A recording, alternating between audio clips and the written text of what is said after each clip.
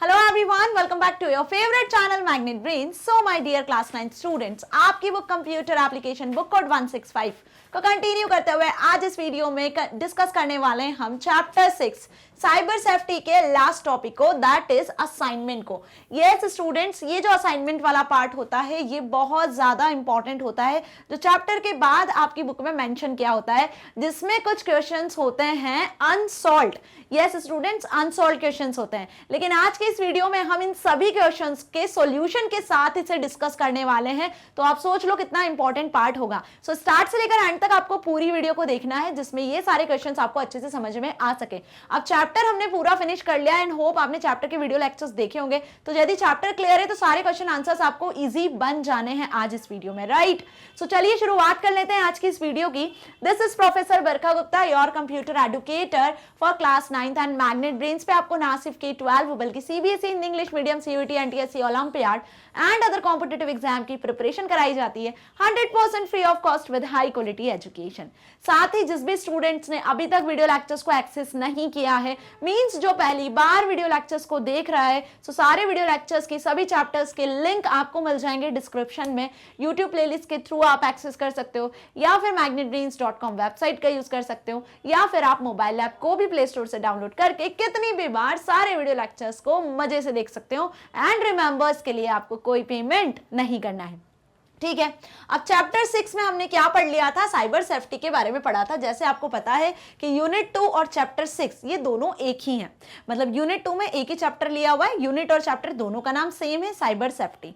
Internet का जब आप यूज करते हो तो इंटरनेट पर आप जो भी अपनी इंफॉर्मेशन को पब्लिक अवेलेबल करते हो, या आप जो इंफॉर्मेशन अपनी प्राइवेट रखना चाहते हो, है ना, सो उसके लिए किन सेफ्टी मेजर्स का आप यूज करते हो। क्योंकि बहुत सारे फ्रॉड्यूलेंट वेबसाइट्स अवेलेबल रहती हैं, बहुत सारे साइबर क्रिमिनल्स होते हैं, बहुत सारे चैलेंजेस, थ्रेट्स अवेलेबल रहते हैं, बहुत सारी रिस्क होती है इंटरनेट पर। जब भी आप कोई काम कर रहे हो तो कोई वेबसाइट को विजिट कर रहे होते हो, तो इनसे कैसे बचना है, कैसे सेफ रहना है, बेसिकली इस चैप्टर का होल मोटिव यही है, जिसमें हमने बहुत सारे टिप्स ट्रिक्स के बारे में पढ़ा, बहुत सारे मैलिशियस सॉफ्टवेयर्स के बारे में डिस्कस किया। इस चैप्टर में हमने बहुत सारी चीजों को डिस्कस किया है। बहुत मजेदार ये चैप्टर था एंड होप आपको भी बहुत मजा आया होगा इस चैप्टर में मेरे साथ, राइट। चलिए, तो पहला क्वेश्चन असाइनमेंट का इस तरीके से आपकी बुक में दिया हुआ है। बुक कॉपीज निकाल के बैठ जाओ, क्योंकि आंसर्स आपको नोट डाउन भी करना है, या फिर आप स्क्रीनशॉट भी ले सकते हो। अगेन आई एम रिपीटिंग, इनके आंसर्स आपकी बुक में नहीं दिए हुए हैं, ठीक है। First question, what makes a secure password. Options आपके सामने और आपको बताना है कि सिक्योर पासवर्ड कैसे बनता है, ठीक है। अब सिक्योर पासवर्ड, पहले तो पासवर्ड जान ले होता क्या है, पासवर्ड क्यों क्रिएट करते हो जरा ये बता दो। पासवर्ड आप इसीलिए क्रिएट करते हो कि कोई अनऑथराइज्ड यूजर जिसे परमिशन नहीं है वो आपकी इंफॉर्मेशन को एक्सेस ना कर ले, है ना। या फिर आप जब किसी को अपनी इंफॉर्मेशन दिखाना नहीं चाहते हो, प्राइवेट रखना चाहते हो, तब भी आप उस पर पासवर्ड सेट कर देते हो। तो पासवर्ड कैसा होना चाहिए, आप अपने पासवर्ड को कैसे बचा के रख सकते हो, है ना। कोई भी यूजर, कोई भी पर्सन इजीली आपके पासवर्ड को क्रैक ना कर ले, गेस ना कर ले, ठीक है। तो आपको अपना पासवर्ड स्ट्रॉन्ग, लॉन्ग और यूनिक रखना पड़ता है। अब ये कैसे होगा पॉसिबल, है ना। यदि आंसर मैं बता दूंगी तो ऑप्शंस फिर, राइट, तो पहले ऑप्शंस देख लें, फिर मैं इसको और एक्सप्लेन करूंगी। तो पासवर्ड को कैसे सिक्योर रखना है, उसके लिए ऑप्शन 1 दिया हुआ है, a secure password should be one that you will easily remember. Secure password क्या वो होना चाहिए जिसे आप इजीली याद रख सको। Second, a secure password should be one that you will easily remember। Secure password वो होना चाहिए जिसे आप इजीली रिमेंबर कर सको। साथ ही be a mixture of upper case, lower case, numbers and characters. साथ ही वो upper case, lower case, numbers, characters इनका मिक्सचर भी हो। C part, A secure password should be something familiar like a birthday और पेट्स नेम। या जो secure password आप सेट करने वाले हो उसे आप अपनी बर्थ डेट के अकॉर्डिंग, बर्थडे के अकॉर्डिंग, पेट्स नेम के अकॉर्डिंग रख सकते हो। तो जल्दी से बता दो, कोई भी पासवर्ड सिक्योर कब होता है, इन तीनों में से क्या करेक्ट आंसर होने वाला है। तो कोई भी पासवर्ड सिक्योर तब होता है जब वो आप उसे इजीली याद भी रख सको, और साथ ही वो पासवर्ड लॉन्ग हो, यूनिक हो, और साथ ही साथ कैसा हो, स्ट्रॉन्ग हो। तो उसके लिए आपको पासवर्ड में अपर केस का, लोअर केस का, नंबर्स का और कैरेक्टर्स का यूज करना होता है। तो means second answer is right कि पासवर्ड हमेशा ऐसा क्रिएट करना होता है आपको जो बेसिकली आप इजीली याद भी रख सको, लेकिन कोई दूसरा यूजर उसे इजीली गैस ना कर सके। और उसके लिए आपको पासवर्ड लॉन्ग रखना है, मतलब 8 कैरेक्टर से ज्यादा का आपको पासवर्ड बनाना होता है, जिसमें आप upper case A to Z letters capital letters में यूज करो, lower case means small A to Z letters का यूज कर सको, नंबर्स 0 to 9 किसी भी नंबर का यूज कर सको, और कुछ सिंबल्स या स्पेशल कैरेक्टर्स को यूज करो। मीन्स लाइक इस तरीके से जो स्पेशल सिंबल और कैरेक्टर्स होते हैं इनका भी आप यूज कर सकते हो, जो ऐसे कुछ सिंबल कैरेक्टर्स मिलते हैं। तो कोई भी पासवर्ड जब आप इन सभी का यूज करके क्रिएट करते हो ना, तो वो पासवर्ड ऑब्वियस लॉन्ग भी होगा, है ना, लेकिन आप ऐसा क्रिएट करना जो आप रिमेंबर रख सको, मतलब जिसको आप याद भी रख सको। ठीक है, इन सभी का यूज भी करना है ताकि कोई इजीली क्रैक ना कर सके, कोई इजीली गेस ना कर सके। तो वो पासवर्ड क्या कहलाता है? सिक्योर पासवर्ड कहलाता है। So second is correct answer. For example जैसा मैं यहाँ पे आपको बताती हूँ, मैंने लिखा MY my, M capital Y small, और यहाँ मैंने कुछ नंबर्स लिख दिए लाइक 639, एक स्पेशल सिंबल का यूज कर लिया लाइक डॉलर, एक और स्पेशल सिंबल यूज कर लिया लाइक स्टार, उसके बाद मैंने सपोज यहाँ पे लिख दिया OV। ठीक है, तो अब आप यहाँ पे देखो ये जो पासवर्ड है वो लेंदी भी है। ठीक है, साथ ही इस पासवर्ड में मैंने कुछ ऐसे कैरेक्टर्स, कुछ ऐसे नंबर्स और स्पेशल कैरेक्टर्स का यूज किया है जिसे इजीली किसी को गेस कर पाना नहीं कर सकता है, मींस कोई भी इजीली उसे गेस कर नहीं सकता है। ठीक है, आई बात समझ में? कोई डाउट नहीं है यहां तक? तो ऑप्शन आपको समझ में आ गए। यहां पे आपको इस क्वेश्चन में करेक्ट आंसर पर टिक करना था। क्लियर कि कौन सा सही आंसर होगा? यहां पर फर्स्ट वाला रॉन्ग है, क्योंकि इजीली रिमेंबर रहने वाला पासवर्ड तो इजी होता है, जिसमें आप कुछ 1 2 3 4 5 लिख सकते हो जो इजीली रिमेंबर हो, बट कॉन्टिन्यूशन के नंबर है कोई भी जज कर लेता है, या फिर आप अपना नेम लिख सकते हो उसमें। ठीक है, सपोज मेरा नाम बरखा है, मैंने यदि पासवर्ड सेट कर दिया बरखा, तो कोई भी उसे इजीली क्रैक कर सकता है, गेस कर सकता है ना। या फिर आप अपना favourite person, father name, mother name, या आप अपना मोबाइल नंबर इस तरीके से लिख सकते हो। आई बात समझ में? तो वो भी इजीली गैस हो सकता है। तो ऐसी कोई चीज आपको नहीं लिखनी है, लाइक आपको कोई अपने पेट्स का नाम या बर्थ डेट या बर्थडे या फिर अपना नाम, फैमिली में किसी पर्सन का नाम, ऐसा पासवर्ड सेट नहीं करना चाहिए, क्योंकि ये सिक्योर नहीं होता है। सिक्योर पासवर्ड सिर्फ वही होता है जो इन सब चीजों का मिक्सचर होता है, जिसमें capital letter, small letters, numbers, characters, special symbols का यूज किया जाए और आप उसे इजीली याद भी रख सको। तो कुछ ऐसा पासवर्ड आपको क्रिएट करना होता है जो सिक्योर होता है। Second question, What is the purpose of antivirus software? Antivirus software का क्या पर्पज होता है? बहुत इजी है ना, ऑप्शन है लेकिन आपके सामने ऑप्शन में से सही आंसर टिक करना है कि एंटीवायरस सॉफ्टवेयर का क्या पर्पज होता है। तो पहली बात तो एंटीवायरस सॉफ्टवेयर भी एक टाइप के सॉफ्टवेयर होते हैं जो बिन बुलाए मेहमान आपके कंप्यूटर में आ जाते हैं ना, वायरसेस, उनको भगाने का काम करते हैं, है ना, उनसे आपके कंप्यूटर सिस्टम को बचाने का काम करते हैं। सो ऑप्शन ए यहाँ पे दिया हुआ है, to prevent a virus from attacking the network, to prevent hackers from accessing the network, to block unauthorized connections to the network। तो एंटीवायरस किस लिए यूज किया जाता है? वायरसेस से बचाने के लिए। नेटवर्क में जितने भी वायरसेस आपके कंप्यूटर सिस्टम को अटैक करते हैं उनसे बचाने के लिए, उनसे आपके कंप्यूटर सिस्टम को, फाइल्स को, फोल्डर्स को, हर चीज को बचाने के लिए हम एंटीवायरस सॉफ्टवेयर का यूज करते हैं। यदि हम यहाँ पे अनऑथोराइज्ड यूजर की बात कर लें तो उसके लिए हम किसका यूज करते हैं? फायरवॉल्स का यूज करते हैं। तो डिफरेंट एंटीवायरस सॉफ्टवेयर्स मार्केट में अवेलेबल हैं जो ये फैसिलिटी आपको प्रोवाइड करते हैं, जैसे क्विक है, लवेरा, नॉर्टन, मैकेफी, है ना, बहुत सारे एंटीवायरस सॉफ्टवेयर्स आपको मिल जाएंगे जो आपको बेसिकली ये फैसिलिटी प्रोवाइड करते हैं। और टाइम टू टाइम आपको इन्हें अपडेट करने की भी जरूरत पड़ती है। मीन्स यदि टाइम टू टाइम आप इसे अपडेट करते रहते हो तो ये हमेशा एक्टिव बने रहते हैं और कहीं भी किसी भी रिसोर्स से अगर वायरसेस आते हैं तो उन्हें क्विकली स्कैन करते हैं और अपने कंप्यूटर सिस्टम से भगाते हैं। आई बात समझ में? चलिए थर्ड क्वेश्चन देखें, which of the following are types of malicious software? इन ऑप्शंस में से बताना है कौन से मैलिशियस सॉफ्टवेयर के टाइप है। तो पहली बात तो ये मैलिशियस सॉफ्टवेयर वाला जो टर्म है ये आपको क्लियर है अच्छे से कि मैलिशियस सॉफ्टवेयर होता क्या है ना।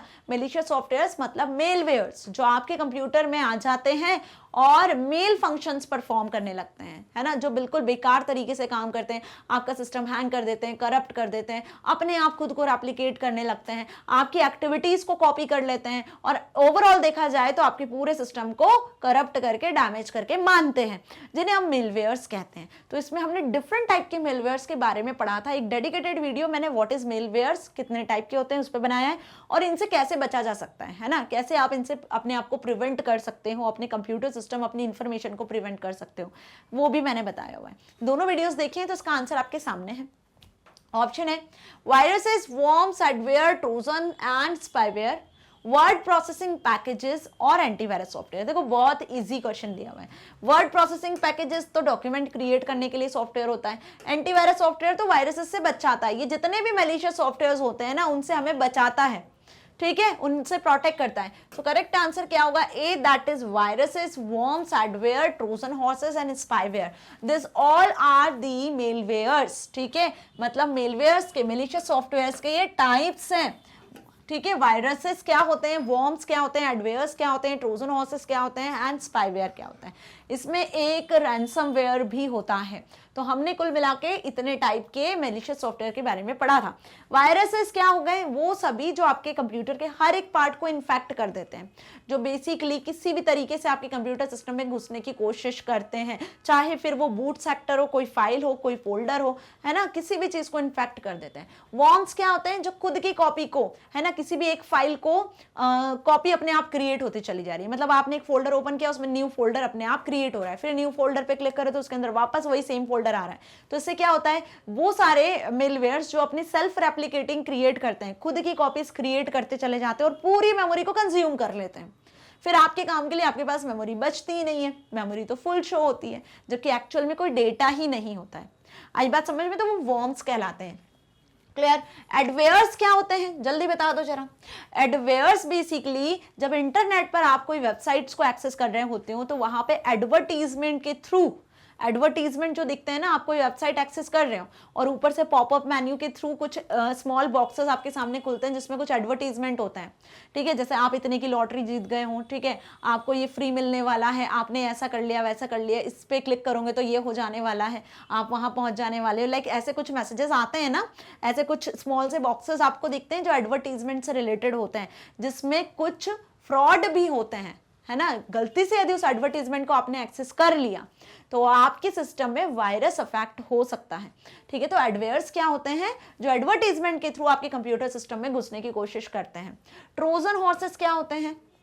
ट्रोजन हॉर्सेस बेसिकली आपके सिस्टम में जो फाइल फोल्डर्स होते हैं, जो इंपॉर्टेंट फाइल्स होती हैं, उन्हें करप्ट करने की, उन्हें डिलीट और डैमेज करने की कोशिश करते हैं, ठीक है। और स्पाईवेयर क्या होता है? स्पाईवेयर एक तरीके के जासूस होते हैं। मींस कि ये वो सॉफ्टवेयर होते हैं, जब भी आप इंटरनेट पर कुछ सर्च करते हो, आपने जो जो भी चीजें सर्च की, कौन कौन सी वेबसाइट्स पे आप गए, किस फॉर्म को आपने फिल किया, क्या एक्टिविटी आपने परफॉर्म की, किस वेबसाइट को आप एक्सेस कर रहे हो, उस पर कैसे सर्चिंग कर रहे हो, आपके बिहेवियर को पहले समझते हैं, देखते हैं, और फिर जो भी आपकी एक्टिविटी हो रही है उसको ट्रैक करने की कोशिश करते हैं, उसको समझने की कोशिश करते हैं, आपकी जासूसी का काम करते हैं कि आप इंटरनेट पर किस तरीके से बिहेव कर रहे हो, और उसके बाद फिर हैकर क्रैकर्स तक आपकी इंफॉर्मेशन को पहुंचाते हैं, जिससे फिर आपके ईमेल आईडीज वगैरह या सोशल मीडिया अकाउंट वगैरह पे नजर रखी जाती है और उनको हैक किया जा सकता है। तो ऐसे कुछ स्पाईवेयर्स होते हैं। वहीं ऐसे रैंसमवेयर्स भी होते हैं जो बेसिकली आप ही की इंफॉर्मेशन के बदले आपसे कुछ डिमांड करते हैं, ठीक है, कि ये जो आपकी इंफॉर्मेशन है, आपके जो फोटोग्राफ्स हैं, आपकी जो पर्सनल इंफॉर्मेशन है, आपको तभी वापस मिलेगी जब आप कुछ बदले में उन्हें मनी पे करने वाले हो, ठीक है। सो ऐसे कुछ रैंसमवेयर सॉफ्टवेयर्स भी होते हैं। तो this all are in the category of malware softwares, जिन्हें हम मैलिशियस सॉफ्टवेयर्स भी कहते हैं। ओके, चलिए, तो जैसे मैंने आपको बताया कि इन सभी मैलिशियस सॉफ्टवेयर के नाम और उनके काम, कि ये क्या फंक्शन परफॉर्म करते हैं, कैसा मैलिशियस फंक्शन इनका होता है, ये आपको याद कर लेना है, ठीक है। यदि ये आपने याद कर लिया, ये आपको अच्छे से समझ में आ गया, so again I am telling, इस पर बेस्ड एक क्वेश्चन आपकी बुक में, आपकी एग्जाम में जरूर आने वाला है, ठीक है, आपसे जरूर पूछा जाएगा, तो ये जरूर याद कर लेना, इंपॉर्टेंट है। Fourth question, how do you know if a website is secure? कैसे पता चलता है आपको कि आप जिस वेबसाइट को एक्सेस कर रहे हो इंटरनेट पर, वो सिक्योर वेबसाइट है? जरा जल्दी से बताओ, कैसे पता चलता है आपको कि आप जिस वेबसाइट का यूज कर रहे हो वो एक सिक्योर वेबसाइट है? इसे पता करने के लिए ऑप्शंस आपके सामने हैं, मैं अभी आंसर नहीं बताऊंगी, पहले ऑप्शंस आप पढ़ो। Option A, when you visit the site, जब आप विजिट करते हो वेबसाइट को, a message appears telling you it is secure. जब भी आप वेबसाइट को विजिट कर रहे हो तो एक मैसेज आपको बताता है कि ये वेबसाइट सिक्योर है, ऐसा कुछ होता है, तब आपको बिलीव होता है। Second, the prefix of website is HTTPS, जिस भी किसी वेबसाइट को यूज कर रहे हो तो उसकी URL में सबसे पहले HTTPS लिखा हुआ मिलता है। या फिर websites can not be made secure, या वेबसाइट कभी भी सिक्योरली होती ही नहीं है। तो करेक्ट आंसर क्या होगा? B, that is the prefix of website is HTTPS, है ना। देखो, ये चीज मैंने आपको पहले भी बताई है। क्या बताई है?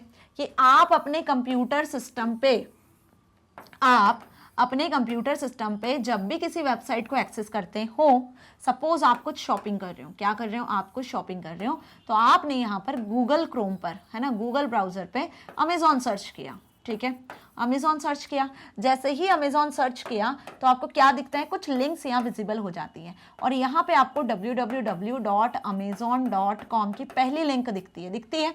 अब आप क्या कर लेते हो, आप इस लिंक को सिलेक्ट कर लेते हो, इस पर क्लिक कर देते हो।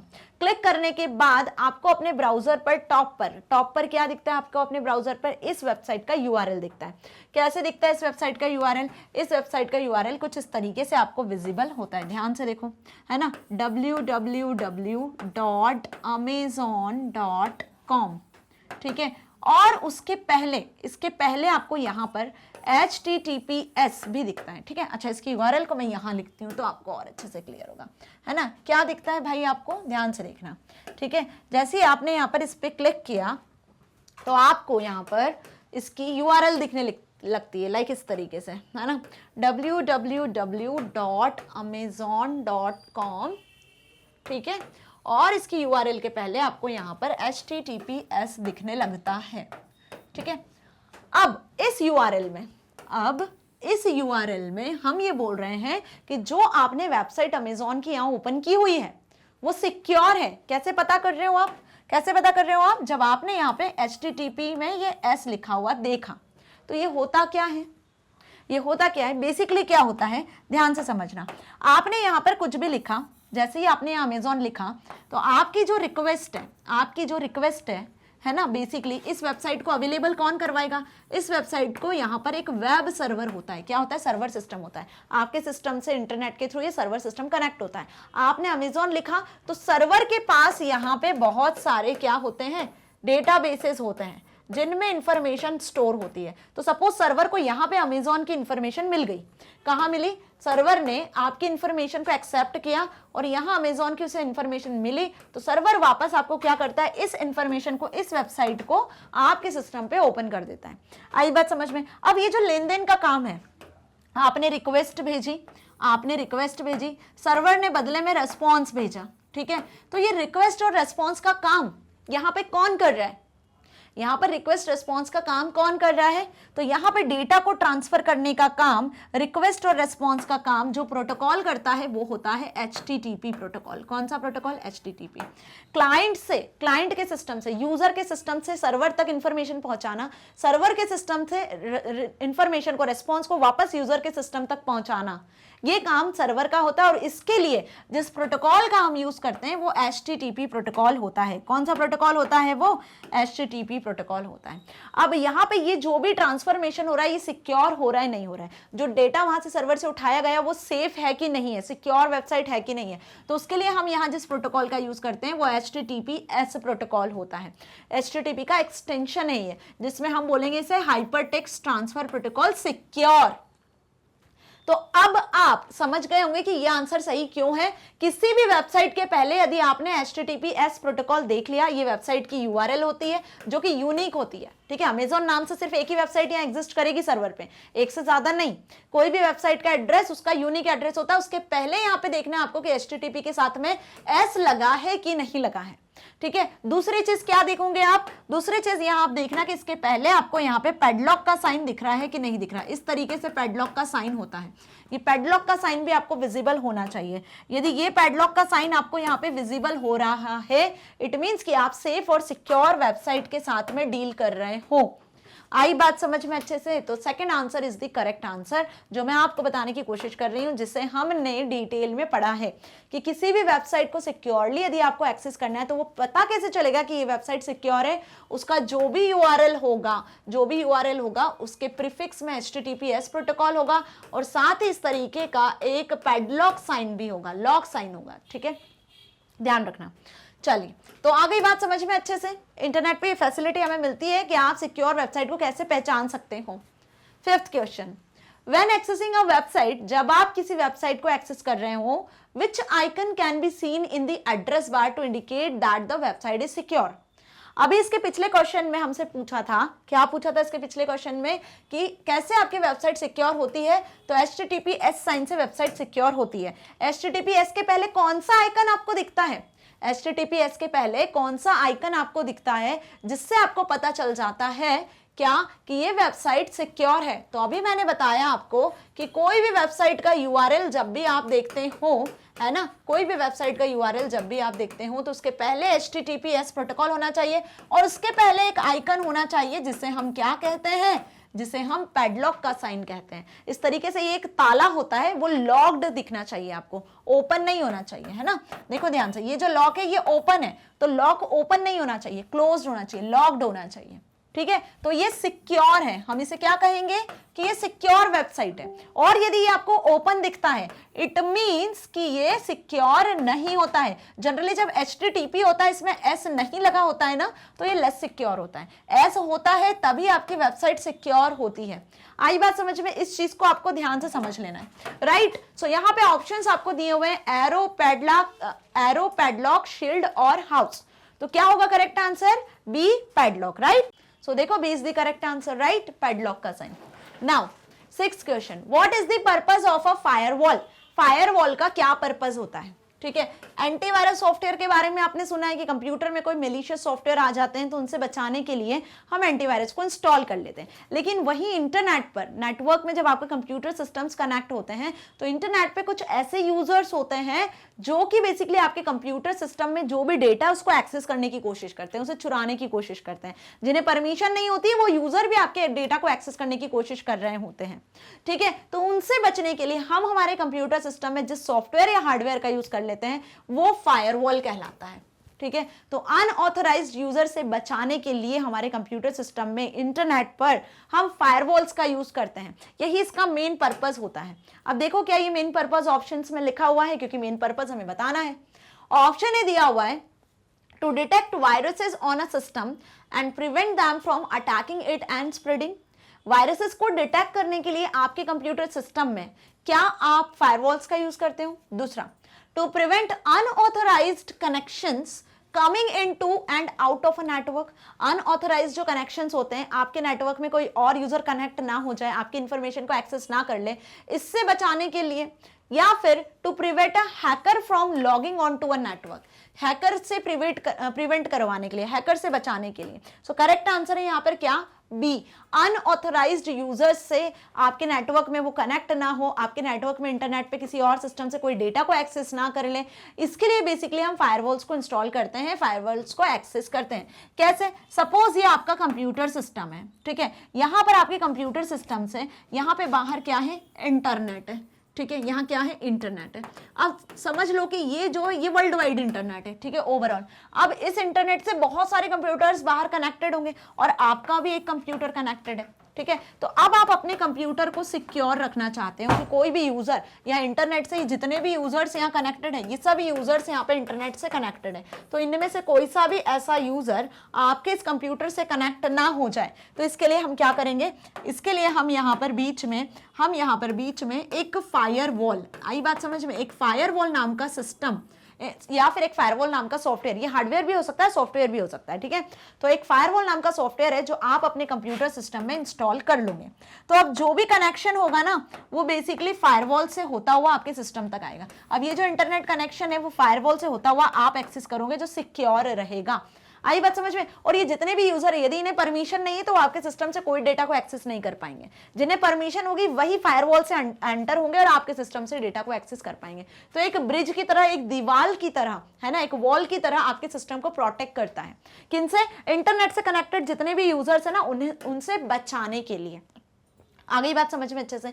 सो B is the correct answer. ध्यान रखना, वायरसेस से बचाने के लिए हम किसका यूज करते हैं? वायरसेस से बचाने के लिए अपने कंप्यूटर सिस्टम को हम एंटीवायरस सॉफ्टवेयर का यूज करते हैं। किसका? एंटीवायरस सॉफ्टवेयर का। और अनऑथराइज्ड यूजर से बचाने के लिए हम नेटवर्क में किसका यूज कर लेते हैं? फायरवॉल जैसे सॉफ्टवेयर्स का। ये ध्यान रखना बस। ये 2 पॉइंट यदि आपने ध्यान रख लिए ना, तो आप इन क्वेश्चंस में कभी भी, नेवर, कभी कंफ्यूज नहीं होने वाले हो, ठीक है। कोई डाउट नहीं, अच्छे से समझ में आ गया? चलिए आगे बढ़े। 7th question, what is cyber safety, why is it important? अब 6 क्वेश्चंस आपके ऑब्जेक्टिव टाइप दिए हुए थे स्टार्टिंग के, जो हमने अच्छे से समझ लिए। अब यहां से आपको कुछ क्वेश्चंस दिए हुए, उनके आंसर्स आपको लिखने हैं, ठीक है, तो आंसर्स क्या लिखने हैं अब ध्यान से समझ लेना, सॉल्यूशन भी मैं यहाँ पे बताऊंगी, आंसर भी आपको बताऊंगी। साइबर सेफ्टी होता क्या है, पहले आप बता दो कि साइबर सेफ्टी क्या होता है। वीडियो स्टार्ट करने के पहले ही मैंने इस चैप्टर का मोटिव आपको बता दिया था कि इंटरनेट को यूज करते समय, इंटरनेट पे जब भी आप कोई इंफॉर्मेशन अपनी अपलोड करते हो या इंटरनेट से कुछ डाउनलोड कर रहे होते हो, तो वहां पर आपकी सेफ्टी के लिए, आपकी इंफॉर्मेशन की सेफ्टी के लिए, डेटा की सेफ्टी के लिए आप किसी टूल्स का, टेक्निक्स का यूज करते हो, जिसे हम साइबर सेफ्टी कहते हैं। कुछ पॉइंट्स होते हैं जो आपको ध्यान रखने होते हैं, है ना, इसीलिए बेसिकली ये इंपॉर्टेंट होता है। साइबर सेफ्टी कैसे रखना है उसके लिए हमने डिटेल में इस चैप्टर में सारी चीजों को पढ़ा है। अब आंसर क्या लिख कर आऊंगे, cyber safety refers to the safe and responsible use of information and communication technologies. ध्यान से समझ लो, साइबर सेफ्टी क्या होता है, cyber safety refers to the safe and responsible use of information and communication technology. आप एक सेफ और रेस्पॉन्सिबल वे में इंफॉर्मेशन कम्युनिकेशन टेक्नोलॉजी का यूज करते हो, वो साइबर सेफ्टी कहलाता है। साइबर मीन्स इंटरनेट, इंटरनेट पर आप कैसे अपने आप को सेफ रख सकते हो, ठीक है। It involves acknowledging the benefits and opportunity offered by online world while understanding the risk and avoiding potential harms. The importance of cyber safety cannot be overstated. आई बात समझ में, एक्चुअली इसके बहुत सारे इंपॉर्टेंस, बहुत जरूरी है साइबर सेफ्टी, है ना। जैसे अभी हमने application based question previous video में जो डिस्कस किए थे, आपने देखे एप्लीकेशन बेस्ड क्वेश्चन, उनमें एग्जाम्पल्स दिए हुए थे, है ना। एक निवेदिता स्टूडेंट का हमने एग्जाम्पल डिस्कस किया था जो साइबर क्राइम की विक्टिम थी, जिसमें साइबर स्टॉकिंग, साइबर बुलिंग जैसे केसेस का वो शिकार हुई थी। आई बात समझ में। उसी के पहले राइबन के बारे में डिस्कस किया था, ठीक है। वो बेसिकली क्या कर रहा था कि इंटरनेट पर जब सर्च करता था तो उसको बहुत सारे एडवर्टीजमेंट अपने आप दिखते थे, ठीक है, तो थर्ड पार्टी कुकीज का शिकार था वो। आई बात समझ में। ऐसे कुछ चीजें हमने डिस्कस की थी प्रीवियस एप्लीकेशन बेस्ड क्वेश्चन में। इवन इस चैप्टर में हमने ये सारी चीजों को डिटेल में एक्सप्लेन के साथ समझा है। मीन्स कि यहाँ पर आपने ये देखा था कि इंटरनेट पर बहुत सारी ऐसी चीजें होती हैं जो आपके लिए सेफ नहीं होती हैं, जिससे आपकी इंफॉर्मेशन थेफ्ट हो सकती है। जैसे आइडेंटिटी थेफ्ट के बारे में पढ़ा था।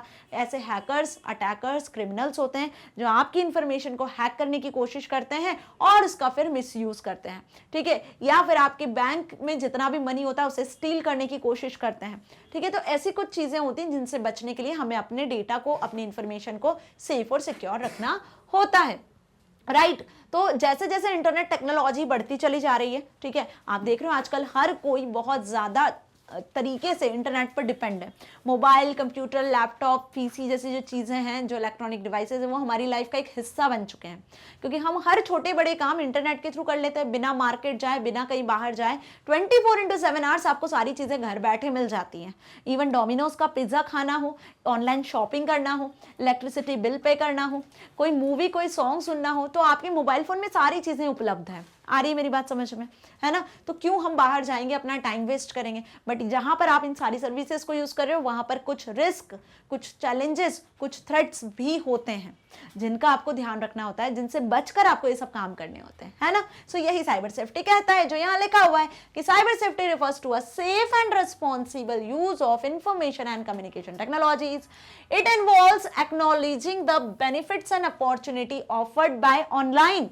यहाँ जो बेनिफिट्स, जितनी अपॉर्चुनिटीज आपको ऑनलाइन ऑफर की जा रही है ओवरऑल वर्ल्ड में, while understanding the risk and avoiding potential harms. वहीं कुछ रिस्क भी है, कुछ थ्रेट्स भी हैं, कुछ चैलेंजेस भी हैं जिन्हें अवॉइड करना है ताकि वो आपकी पोटेंशियल्स को हार्म ना कर सकें, ठीक है। चलिए, तो यही बेसिकली इस आंसर में आपको लिखकर आना है। और डिटेल में यदि इसका आंसर जानना चाहते हो तो साइबर सेफ्टी पे मैंने एक वीडियो बनाया हुआ है, उसको देखो, उसमें डिटेल में मैंने इन सारे टॉपिक्स को समझाया है, right. Now the internet is an amazing tool that has revolutionised the way we live our lives. However it also comes with risk such as cyber bullying, identity theft, phishing attacks, data breaches and more. ये सभी क्या हैं?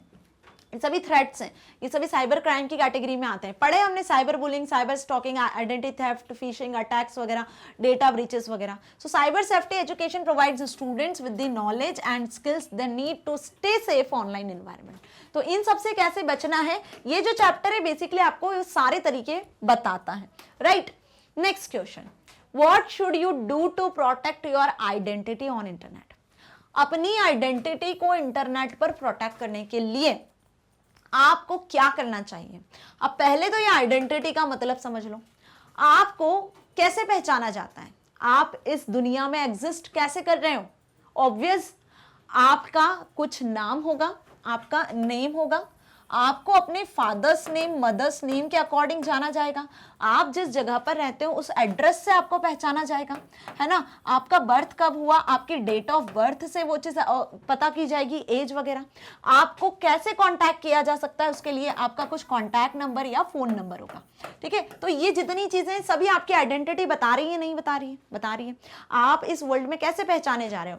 आपके नाम से, आपके surname से, father's name, mother name से, आपका एड्रेस जहां आप रहते हो, आपकी डेट ऑफ बर्थ क्या है, आपका फोन नंबर क्या है। So this all are your identity.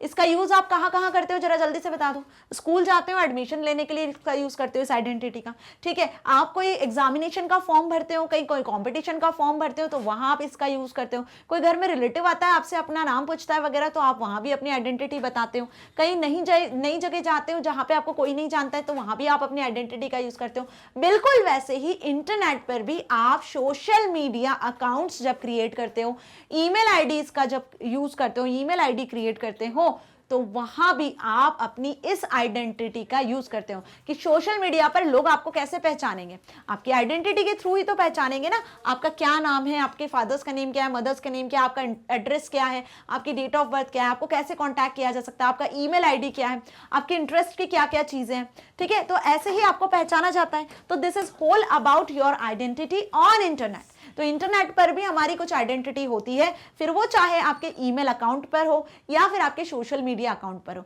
या किसी वेबसाइट पे आपने कहीं लॉगिन किया हो तो वहां आपने अपनी इंफॉर्मेशन को एंटर किया हो, ठीक है। तो अपनी इस आइडेंटिटी को, जो कि पब्लिकली अवेलेबल ना हो, आप खुद ही अपनी आइडेंटिटी को संभाल के रख सको, प्राइवेट रह सके, इसके लिए इसे कैसे प्रोटेक्ट कर सकते हो। क्योंकि आजकल बहुत सारे ऐसे इंटरनेट पे फ्रॉड होते हैं जिसमें आपकी आईडीज को हैक कर लिया जाता है कि नहीं। आपकी आईडी को हैक कर लिया और आपके नाम से ही आपके दोस्तों को रॉन्ग मैसेजेस सेंड किए जा रहे हैं, उन्हें परेशान किया जा रहा है, जबकि एक्चुअली में वो आप नहीं कर रहे हो, लेकिन आपकी आईडी से कोई और बंदा आपका नाम यूज करके, आपकी पहचान यूज करके ये काम कर रहा है। तो कुल मिला के मेरी बात समझ में आ रही है? तो इसे हमें क्या करना है, प्रोटेक्ट करना है कि हमारी आइडेंटिटी का कोई मिसयूज ना करे। कोई भी ऐसा इंटरनेट पे बंदा एग्जिस्ट ना हो जो कि हमारी आइडेंटिटी को एक्सेस कर सके, उसे चुरा सके और उसका मिसयूज कर सके। आई बात समझ में? सो इसके लिए हम बेसिकली इसे जानते हैं आइडेंटिटी फ्रॉड के नाम से। और इससे कैसे प्रोटेक्ट करना है, तो इसे प्रोटेक्ट करने के लिए सबसे पहली चीज, आप जिस भी सोशल मीडिया अकाउंट का यूज करते हो उसमें आप लॉगिन आईडी और पासवर्ड का यूज करते हो, तो भाई सबसे पहले अच्छा स्ट्रॉन्ग सा पासवर्ड जनरेट कर लो जो कोई भी क्रैक ना कर पाए, जो कोई जज ही ना कर पाए, उसे गैस ही ना कर पाए। तो पासवर्ड स्ट्रॉन्ग रखना है, तो कैसे स्ट्रॉन्ग रखोगे, कैसे रखोगे आप पासवर्ड को स्ट्रॉन्ग? ऐसा तो पासवर्ड रखो जो आपको पहले तो याद रहे। पहला तो ये चीज होगा कि ऐसा पासवर्ड क्रिएट करना जो आपको याद रह सके। अब इसका मतलब ये नहीं है कि पासवर्ड आपको याद है मींस कि कोई भी इजीली जज कर ले, इजी सा कोई सा पासवर्ड डाल दिया, है ना। ऐसा पासवर्ड नहीं रखना है। पासवर्ड ऐसा रखना है जो कि लॉन्ग हो, यूनिक हो, स्ट्रॉन्ग हो, जैसे मैंने पहले क्वेश्चन में एमसीक्यू में भी आपको बताया है। तो अपनी आइडेंटिटी को बचाने के लिए इंटरनेट पर पहले आपको स्ट्रॉन्ग पासवर्ड का यूज करना है। कैसे यूज करोगे आप स्ट्रॉन्ग पासवर्ड का? तो यहाँ पे आप अपर केस लेटर्स का, लोअर केस लेटर्स का, ठीक है, साथ ही नंबर्स का और स्पेशल सिंबल्स का यूज कर सकते हो पासवर्ड को क्रिएट करने के लिए, ठीक है। तो पहली चीज तो ये पॉइंट आप लिखने वाले हो कि use strong password that are not obvious और related to your personal information. जो आपकी पर्सनल इंफॉर्मेशन से रिलेटेड नहीं होगा, अपना नाम, पापा का नाम, मम्मी का नाम, date of birth, mobile number, ऐसा कोई पासवर्ड सेट नहीं करना है, ठीक है। पासवर्ड कैसे सेट करना है बता दिया मैंने। Secure your physical and digital records that contain your sensitive information in a safe place or shared name. Means कि जहां भी आप अपनी पर्सनल इंफॉर्मेशन को स्टोर करते हो, जैसे सोशल मीडिया पे आपने अपनी पर्सनल इंफॉर्मेशन स्टोर की हुई है, उससे तो आपने अपना अकाउंट बनाया फेसबुक, इंस्टाग्राम वगैरह पे, है ना। तो अपनी प्राइवेट इंफॉर्मेशन को सिक्योर रखने के लिए आप प्राइवेसी सेट कर देते हो। तो प्राइवेसी से कोई ऐसा यूजर जिसे परमिशन नहीं है, जो आपकी फ्रेंड लिस्ट में एग्जिस्ट नहीं करता है, जिसे आप फॉलो नहीं करते हो, वो आपको एक्सेस नहीं कर पाएगा, है ना। आपको रिक्वेस्ट जरूर भेजेगा, लेकिन वो आपको तभी एक्सेस करेगा जब आप उसकी रिक्वेस्ट को एक्सेप्ट करोगे। अदरवाइज वो आपको एक्सेस तब तक नहीं कर पाएगा जब तक आप उसकी रिक्वेस्ट को एक्सेस नहीं करते हो या एक्सेप्ट नहीं करते हो। आ रही मेरी बात समझ में? तो प्राइवेसी हम सेट कर देते हैं। तो ये भी अनदर रीजन होता है जिसके थ्रू आप अपनी आइडेंटिटी को क्या करते हो, सेफ रखते हो। Check your bank account and credit reports regularly and carefully for any signs of fraud.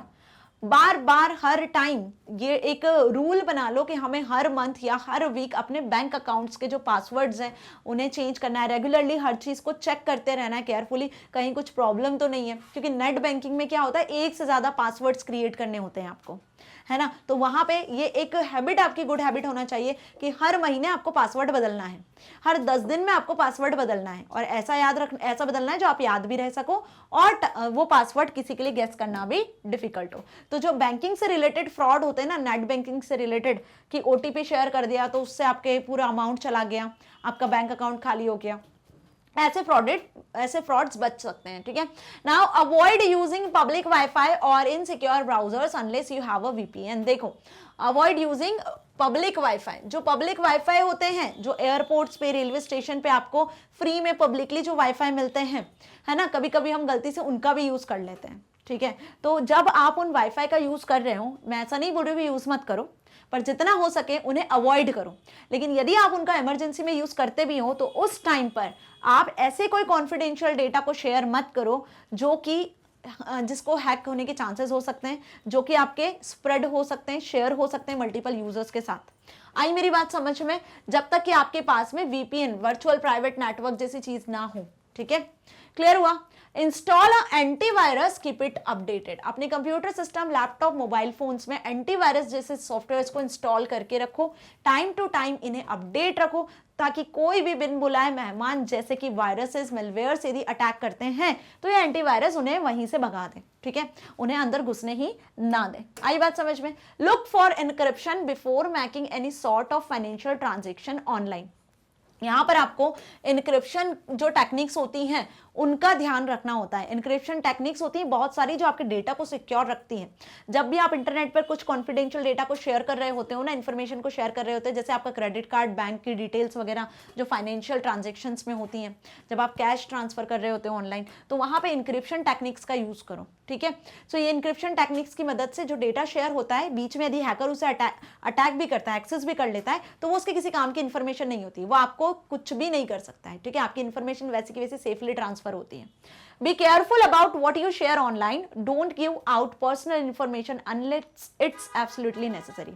बहुत ध्यान रखना चाहिए जब भी आप ऑनलाइन को शेयर कर रहे होते हो, ऑनलाइन जो भी डेटा आप शेयर कर रहे हो केयरफुली शेयर करो, ठीक है। Don't give out personal information, अपनी पर्सनल इन्फॉर्मेशन बिल्कुल भी शेयर मत करो जब तक कि वो बहुत नेसेसरी ना हो और आप ये ना पहचान लो कि ये सेफ और सिक्योर वेबसाइट है जहां आप चीजों को शेयर कर रहे हो। तो सेफ सिक्योर वेबसाइट को पहचानने के लिए मैंने आपको अभी बताया है कि आप HTTPS प्रोटोकॉल देखो, साथ ही उसके पहले पैडलॉक का साइन देख लो, तभी आप ये जज कर पाओगे कि हाँ ये सेफ और सिक्योर वेबसाइट है। आगे बात समझ में? Now next 9th question, how do websites track you online? Websites के थ्रू आपको कैसे ऑनलाइन ट्रैक किया जा सकता है ना? ऐसा क्वेश्चन अब आपसे यहाँ पे पूछा हुआ है। तो यहाँ पर हमने पहला जो पार्ट था इस चैप्टर का, पहले वीडियो में मैंने ये चीज आपको समझाई थी, है ना। प्राइवेट ब्राउजिंग, एनोनिमस ब्राउजिंग के पहले कोई भी वेबसाइट आपको कैसे ट्रैक कर सकती है? आपके आईपी एड्रेस के थ्रू आपको ट्रैक कर सकती है, आपकी सर्च हिस्ट्री के थ्रू आपको ट्रैक किया जा सकता है, कुकीज के थ्रू आपको ट्रैक किया जा सकता है। ये 3 ऐसी चीजें होती है जिसके थ्रू आपको ट्रैक किया जा सकता है कि आप कौन कौन सी वेबसाइट को सर्च कर रहे हो, नेट पर, इंटरनेट पर आप क्या सर्फिंग करते हो, किस तरीके से बिहेव करते हो, कौन कौन सी वेबसाइट को सर्च करते हो, क्या आपका सर्च क्राइटेरिया होता है, एवरीथिंग, ये सारी चीजें ट्रैक की जा सकती है ना। सो क्या लिख कर आओगे इस आंसर में? आईपी ट्रैकिंग सबसे पहले, जैसे मैंने बताया, इंटरनेट एड्रेस, आपका जो सिस्टम का एड्रेस होता है, आईपी एड्रेस होता है, उसके थ्रू आपको ट्रैक किया जा सकता है। तो आईपी ट्रैकिंग का मतलब क्या हुआ? एन आईपी एड्रेस, ओके, क्या लिखा है? N IP address is a unique number that identifies your device online. आप जब ऑनलाइन काम कर रहे होते हो, ऑनलाइन कुछ भी वेबसाइट को एक्सेस करते हो, whatever you work do on online, then क्या होता है कि यहाँ पे जिस भी कंप्यूटर सिस्टम से, लैपटॉप से, मोबाइल फोन से आप इंटरनेट को एक्सेस कर रहे हो, वेबसाइट्स को एक्सेस कर रहे हो, तो उस डिवाइस का एक यूनिक नंबर होता है, उस डिवाइस का एक यूनिक नंबर होता है जिसे हम क्या कहते हैं? आईपी एड्रेस के नाम से जानते हैं। जैसे आप जहां रहते हो वो आपका आपके घर का एड्रेस होता है, आपका आइडेंटिफिकेशन के लिए एड्रेस होता है। बिल्कुल वैसे आप जिस कंप्यूटर सिस्टम से इंटरनेट को एक्सेस कर रहे हो, नेटवर्क को एक्सेस कर रहे हो, है ना, तो इंटरनेट पर, नेटवर्क पर भी आपके उस डिवाइस को जिससे आप इंटरनेट एक्सेस कर रहे हो उस डिवाइस का एक एड्रेस होता है, यूनिक एड्रेस होता है, जिससे उसे आइडेंटिफाई किया जाता है। ठीक है, तो आप जिस भी लैपटॉप, कंप्यूटर, मोबाइल फोन जिसका भी यूज कर रहे हो, इससे आप बेसिकली इंटरनेट को एक्सेस कर रहे हो। ठीक है, तो यहाँ पे इस कंप्यूटर का एक क्या होगा, इस कंप्यूटर का एक आईपी एड्रेस होगा। ठीक है, अब ये आईपी एड्रेस कैसा होता है, ये आईपी एड्रेस बेसिकली कुछ नंबर्स में होता है, लाइक कुछ इस तरीके से नंबर्स होते हैं आईपी एड्रेस में। हर एक डिवाइस के ऐसे ही कुछ नंबर्स होते हैं जो डॉट से, पीरियड से सेपरेट होते हैं। आपको समझ में आ रहा है? लाइक अब इससे क्या होता है, अब इस आईपी एड्रेस से क्या फाइंड आउट किया जाता है, आपकी लोकेशन। क्या फाइंड आउट किया जा सकता है इस आईपी एड्रेस से, कि आप जिस यूनिक डिवाइस से इंटरनेट को एक्सेस कर रहे हो उससे आपकी एक रफ लोकेशन का आइडिया लगाया जा सकता है। आई बात समझ में? तो ये पहला ट्रैक करने का तरीका। इसी में फिर हम कुकीज का यूज कर सकते हैं। अब ये कुकीज क्या हो गई, ये भी मैंने बताया अभी आपको। कुकीज वो स्मॉल सी फाइल्स होती हैं, है ना, वो स्मॉल फाइल होती है। जब आप इंटरनेट पे काम करते हो, वेबसाइट्स को विजिट करते हो, सर्फ करते हो इंटरनेट को, तो वहां पे आपकी इंफॉर्मेशन को स्टोर कर लेती हैं। आप कौन सी वेबसाइट को एक्सेस कर रहे हो, आपका क्या लॉगिन आईडी है, पासवर्ड है, ऐसे कुछ जो इन्फॉर्मेशन होती है वो आपकी स्टोर हो जाती है, लाइक आपकी search history like. So cookies are one of the more common ways websites track you. Cookies के थ्रू भी कुछ वेबसाइट्स आपको ट्रैक कर सकती हैं। Third is fingerprinting. अब ये फिंगरप्रिंटिंग क्या होता है, फिंगरप्रिंटिंग का बेसिकली मतलब हम यहां पर देखें तो ये वो मेथड है कि आप जब भी इंटरनेट को एक्सेस कर रहे हो तो आप कितने की स्ट्रोक को प्रेस कर रहे हो, किस तरीके से आप यूआरएल को टाइप कर रहे हो, ठीक है, आपका लैंग्वेज वगैरह एवरीथिंग वो सब ट्रैक किया जा सकता है। तो fingerprinting is a method of tracking that creates a fingerprint of each user's device based on information like their operating system, screen size, language setting, IP address and installed browser plugins। आई बात समझ में? सारी information ये जितनी मैंने बताई, screen का size, language setting, IP address, installed browser plugins, है ना, ऑपरेटिंग सिस्टम, इन सभी चीजों के बारे में पता लगाया जा सकता है फिंगरप्रिंटिंग मेथड में। फिंगरप्रिंटिंग में कौन सी मेथड इंक्लूड होती है, ट्रैकिंग की वो मेथड होती है जिसमें आप जो की स्ट्रोक प्रेस करते हो ना कीबोर्ड से, उसके थ्रू भी हैकर्स वगैरह जो रहता है, क्रिमिनल अटैकर्स, वो आपको ट्रैक कर सकते हैं। Tracking pixels is the another method. This are tiny images that are embedded in emails and web pages. ये वो टाइनी इमेजेस होती हैं जो क्या होती हैं, एम्बेडेड होती हैं ईमेल्स और वेब पेजेस के साथ। They are used to track user behaviour, जो कि यूजर के बिहेवियर को, जैसे whether is an email has opened और web page has been visited, है ना। तो ये ट्रैकिंग पिक्सल्स जो होता है बेसिकली वही होता है जो मैंने अभी आपको बताया कि आपके आईपी एड्रेस के थ्रू आपकी लोकेशन का पता लगाया जा सकता है। कुकीज के थ्रू आपका बिहेवियर कैसा है, आप क्या सर्च कर रहे हो, ऐसी कुछ इंफॉर्मेशन स्टोर की जा सकती है। तो इंटरनेट पर यूजर का कैसा बिहेवियर है, मतलब कि वो ईमेल ओपन कर चुका है, नहीं कर चुका है, ईमेल को किस तरीके से ओपन किया है, क्या लॉगिन आईडी लिखा हुआ है, कौन कौन से की स्ट्रोक को प्रेस किया हुआ है, ठीक है, कौन सी वेबसाइट को विजिट कर रहा है, ये सभी चीजों को ट्रैक करने के लिए ट्रैकिंग पिक्सल्स नाम की एक मेथड होती है। तो this all are the methods, है ना, टू ट्रैक यू ऑनलाइन। आपको ऑनलाइन ट्रैक करने के लिए इन सारी मेथड्स के थ्रू ट्रैकिंग की जा सकती है। अब इनसे बचने के लिए क्या करना है, इनसे बचने के लिए हमें जो नॉर्मल ब्राउजर पे आप नॉर्मली सर्च करते हो वैसा नहीं करना है, इनकॉग्निटो मोड का आपको यूज करना है। ठीक है, इनकॉग्निटो मोड में जब भी आप सर्चिंग करते हो तो कहीं ना कहीं क्या होता है, कहीं ना कहीं ये सारी जो चीजें हैं ना, कुकीज क्रिएट होती है ना, आपको ट्रैक कर सकता है कोई और यूजर इजीली। ठीक है, ये कोई सी भी चीज बेसिकली वहां नहीं होती है। तो ट्रैकिंग वाला काम बेसिकली इनकॉग्निटो मोड पर नहीं होता है। और इसमें आप किसी को यदि अपने किसी भी फ्रेंड को, रिलेटिव को सरप्राइज वगैरह देना चाहते हो तो आपकी सर्च हिस्ट्री भी हिडन रहती है। देखो, टाइम टू टाइम कुकीज को क्लियर करते रहो, ठीक है, टाइम टू टाइम अपनी सर्च हिस्ट्री को क्लियर करते रहो। ये कुछ गुड हैबिट्स होती हैं जब आप इंटरनेट को ब्राउज करते हो, सर्च करते हो तो। ठीक है, कुकीज को आप डिसेबल भी कर सकते हो। एक ये भी ऑप्शन रहता है जिससे कोई और अदर यूजर, कोई और अदर हैकर, क्रिमिनल या अटैकर आपकी इंफॉर्मेशन को क्या ना कर सके, आपकी इंफॉर्मेशन को एक्सेस ना कर सके, ट्रैक ना कर सके। तो ये कुछ दो चार चीजें हैं जो मैंने आपको पहले भी बताई थी, है ना। Question number 10, What are cookies? How are they used by websites to track you? अब कुकीज होती क्या है और ये कैसे आपको ट्रैक करती हैं, ठीक है। तो कुकीज क्या होती हैं, अभी मैंने बताया कि स्मॉल फाइल होती है, स्मॉल टेक्स्ट फाइल, जैसे नोटपैड में टेक्स्ट फाइल क्रिएट करते हो ना, वैसे ही स्मॉल फाइल होती हैं cookies. So cookies are small text files that websites store on your computer to help track your activity. Cookies की मदद से आपकी एक्टिविटी को, कि आप कंप्यूटर पर, इंटरनेट पर क्या एक्टिविटी परफॉर्म कर रहे हो, ठीक है, कौन सी वेबसाइट एक्सेस कर रहे हो, किस तरीके से एक्सेस कर रहे हो, उस इंफॉर्मेशन को एक टेक्स्ट फाइल में स्टोर कर लेती है, जिसे हम कुकीज कहते हैं। तो कुकीज क्या हो गई? Small text file. इस तरीके की स्मॉल टेक्स्ट फाइल होती है जो ब्राउजर पर क्रिएट होती है। जो भी वेब ब्राउजर आपके कंप्यूटर सिस्टम में है, उस वेब ब्राउजर पर क्रिएट हो जाती है automatically, right. So most cookies are used to track what sites you are logged in. देखो, मोस्ट कुकीज क्या ट्रैक करती हैं कि कौन सी साइट है जिस पर आपने लॉग इन किया है, and your local settings on that site, और उस वेबसाइट पे आपने क्या सेटिंग की हुई है। लोकल सेटिंग मतलब कि ब्राउजर की सेटिंग वगैरह जो आप सेट कर देते हो, वेबसाइट पे जाकर यदि आप लॉग इन वगैरह करते हो, आपकी क्या इंफॉर्मेशन है, किस तरीके से आप वेबसाइट को विजिट कर रहे हो। सो ये इंफॉर्मेशन जो है सेव करने वाली कुकीज कहलाती है, और बेसिकली ये कौन सेव करता है? Third party. So third party cookies pose the greatest risk to your privacy because they track your activity across website। तो यहाँ पे हमने कुकीज भी डिफरेंट टाइप की पढ़ी थी, थर्ड पार्टी कुकीज पढ़ा था, फर्स्ट पार्टी कुकी पढ़ा था।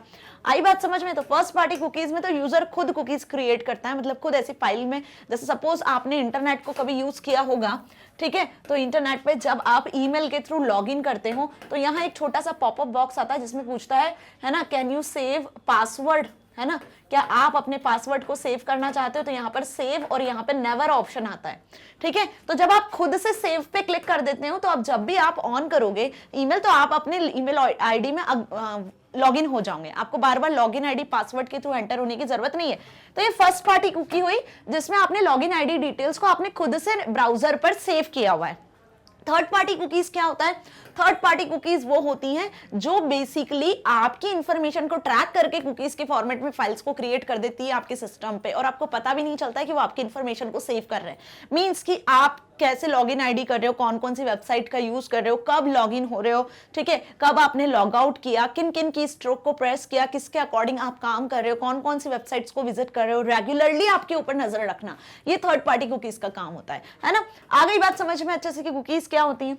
Now next is what is private browsing and why is it considered a better way of browsing the internet.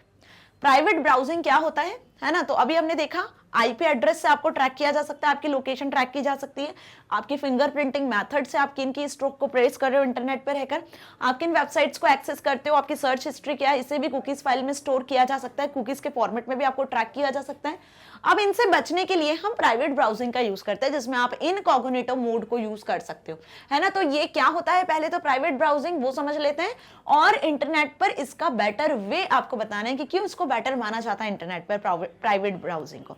तो प्राइवेट ब्राउजिंग सबसे पहले तो आपकी इंफॉर्मेशन को ट्रैक नहीं होने देता है ना, कोई अदर यूजर आपकी इंफॉर्मेशन को ट्रैक नहीं कर पा रहा होता है। पहली चीज, आप सेफ और सिक्योर वे में प्राइवेट ब्राउजिंग का यूज कर सकते हो। कैसे? इनकॉग्निटो मोड में।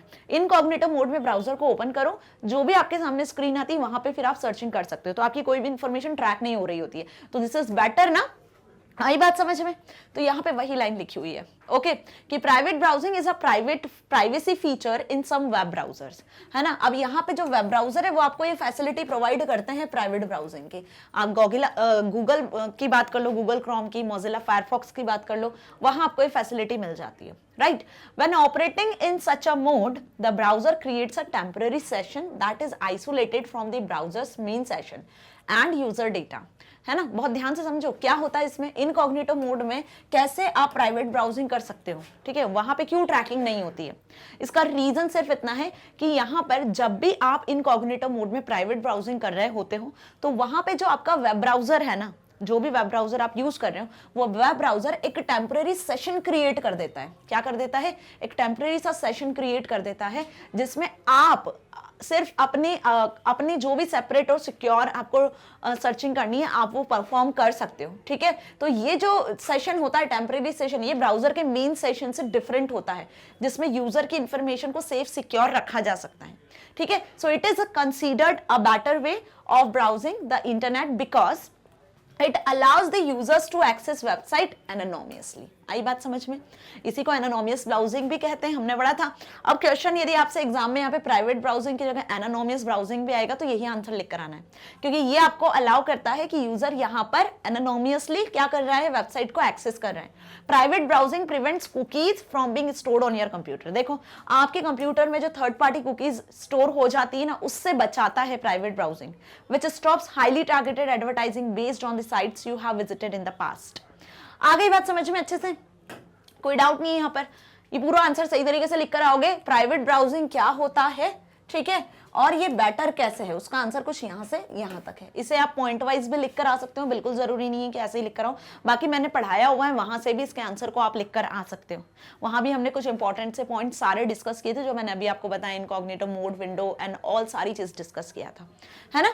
सो प्राइवेट ब्राउजिंग में आप किसका यूज करते हो, इनकॉग्निटो मोड, विंडो का यूज कर सकते हो। Now why are passwords considered an important safety tool?